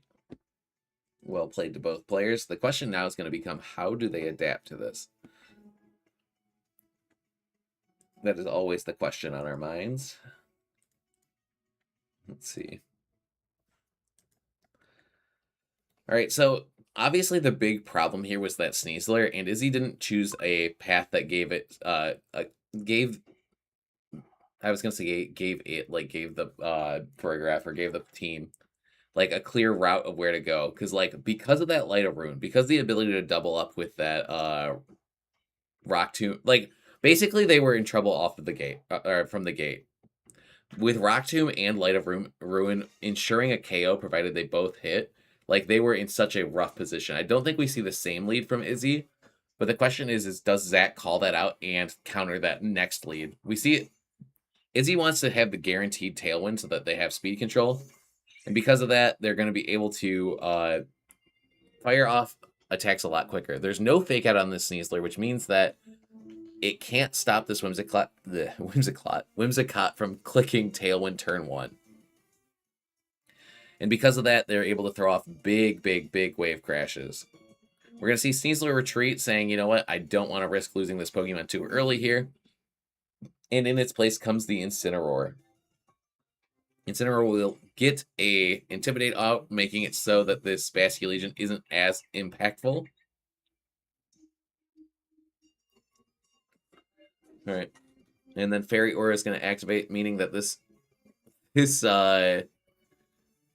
Floette's going to have big damage at its disposal. Basculegion and Floette both go for the Protect, saying, hey, I just want to scout out what you're going to do. Floette goes for a Moonblast. Honestly, this is a pretty scary turn, though. Izzy didn't get any damage, but what's happened is that Sneasler's now safely tucked away in the back, and also Tailwind is not up, which means that this Incineroar can pretty freely click Fake Out into Whimsicott, and then choose whether, hey, do I want to like throw a Light of Ruin at Basculegion and completely blow it up? Do I want to attack the Whimsicott and blow it up? Like, Izzy went from, like, yeah, they made a defensive play, but because, like, Zach didn't really go for, like, an offensive move, like, they're getting really punished for it. All right, we see Incineroar will go for the Fake Out into Whimsicott. The next question is that Floette going to double the Whimsicott and try and get it out of here? See Moonblast fire out. Is it enough to pick up? It is. Focus Sash Whimsicott will be going down, and now it is just -1 Basculegion on the field. It's going to fire off a Wave Crash into this Floette, doing a good chunk of damage, but not enough to remove it. But now speed control does not seem like it is in Izzy's favor, though. That is the next problem. The question is who is the next Pokemon to come out for Izzy? If it's Charizard, it's going to mitigate how much damage this Basculegion is doing with its attacks and make it so Incineroar is kind of a safe option. If it's Farigiraf, we've already seen that Light of Ruin can just blow that guy up. It could be Mawile. I think Mawile would be a potentially a pretty strong Pokemon here. But at the same time, we've seen that this Incineroar has -1 on the Basculegion, so it's not going to go down in a single hit. We do see the next Pokemon will be that Charizard. But the question here is, how is Izzy going to navigate from here on out? Losing the Tailwind, the almost ensured path to have speed control on turn 2, it's looking really, really difficult for them. This Rock Tomb Sneasler is looking like a big, big pain. But hey, if Izzy's able to blow up the Pokemon on the field and that final Pokemon is Garchomp, I don't think that Sneasler's going to be too much of a problem for them. We do see Charizard is going to opt to Mega here, saying, hey, I just want to do as much damage as possible. We're going to see Floette goes for that Protect. Heat Wave comes out from the Charizard. It's going to do a decent amount of damage to Incineroar, but not enough to pick it up. Followed up by a Wave Crash. Is this going to do enough? Inside of the Sun at -1, that is not going to be enough. And I have to imagine that we're probably going to be seeing a Parting Shot come out here. Yep, here it comes. Incineroar is now at -1. And I bet we're going to see a return from our good buddy Sneasler here. Yep, here comes Sneasler. Okay, so it looks like on that turn, if that Charizard was able to protect and potentially block the Parting Shot, that might have been a game changer. But now it's looking quite rough because Izzy's in that same position again, where you can do a Rock move into Charizard and a Moonblast or a Light of Ruin into Basculegion and blow it up. So that way, you just have complete control of the board. Critical hit. Bye-bye Basculegion.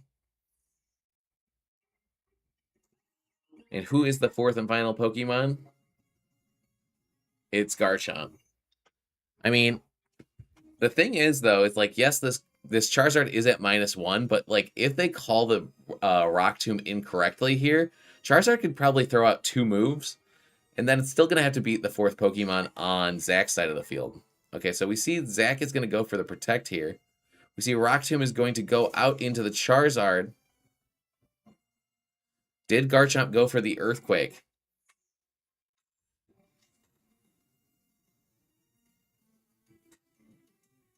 We see Earthquake is going to come out.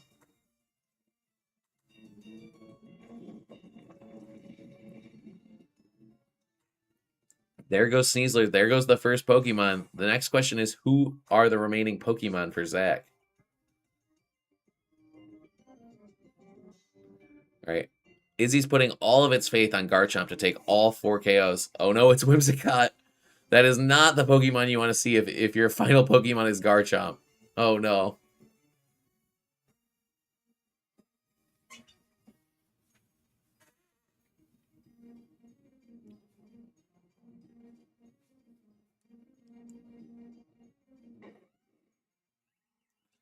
Okay, we see Moonblast is going to come out. Is Moonblast going to be enough? It is. Whimsicott is going to slay that Garchomp. Honestly, well played by Izzy. A Swampert without a Megastone wins the tournament. That's the second tournament this week that Swampert's won without a Megastone. Got to keep that Pokemon on your radar. I would love to keep chatting with you all. I hope you had a great night, but my voice is going, so I'm actually going to call the tournament here. Zach is the winner of our tournament. They were running Mega Metagross and Mega Floette. Well played to everyone. I will make an announcement about our top 8 tomorrow morning/afternoon, whenever I have time. Thank you so much for watching. If you enjoyed, please comment or like. I can't do this. Just like and subscribe. Thank you so much, and have a great day, everyone. Bye bye. Thanks.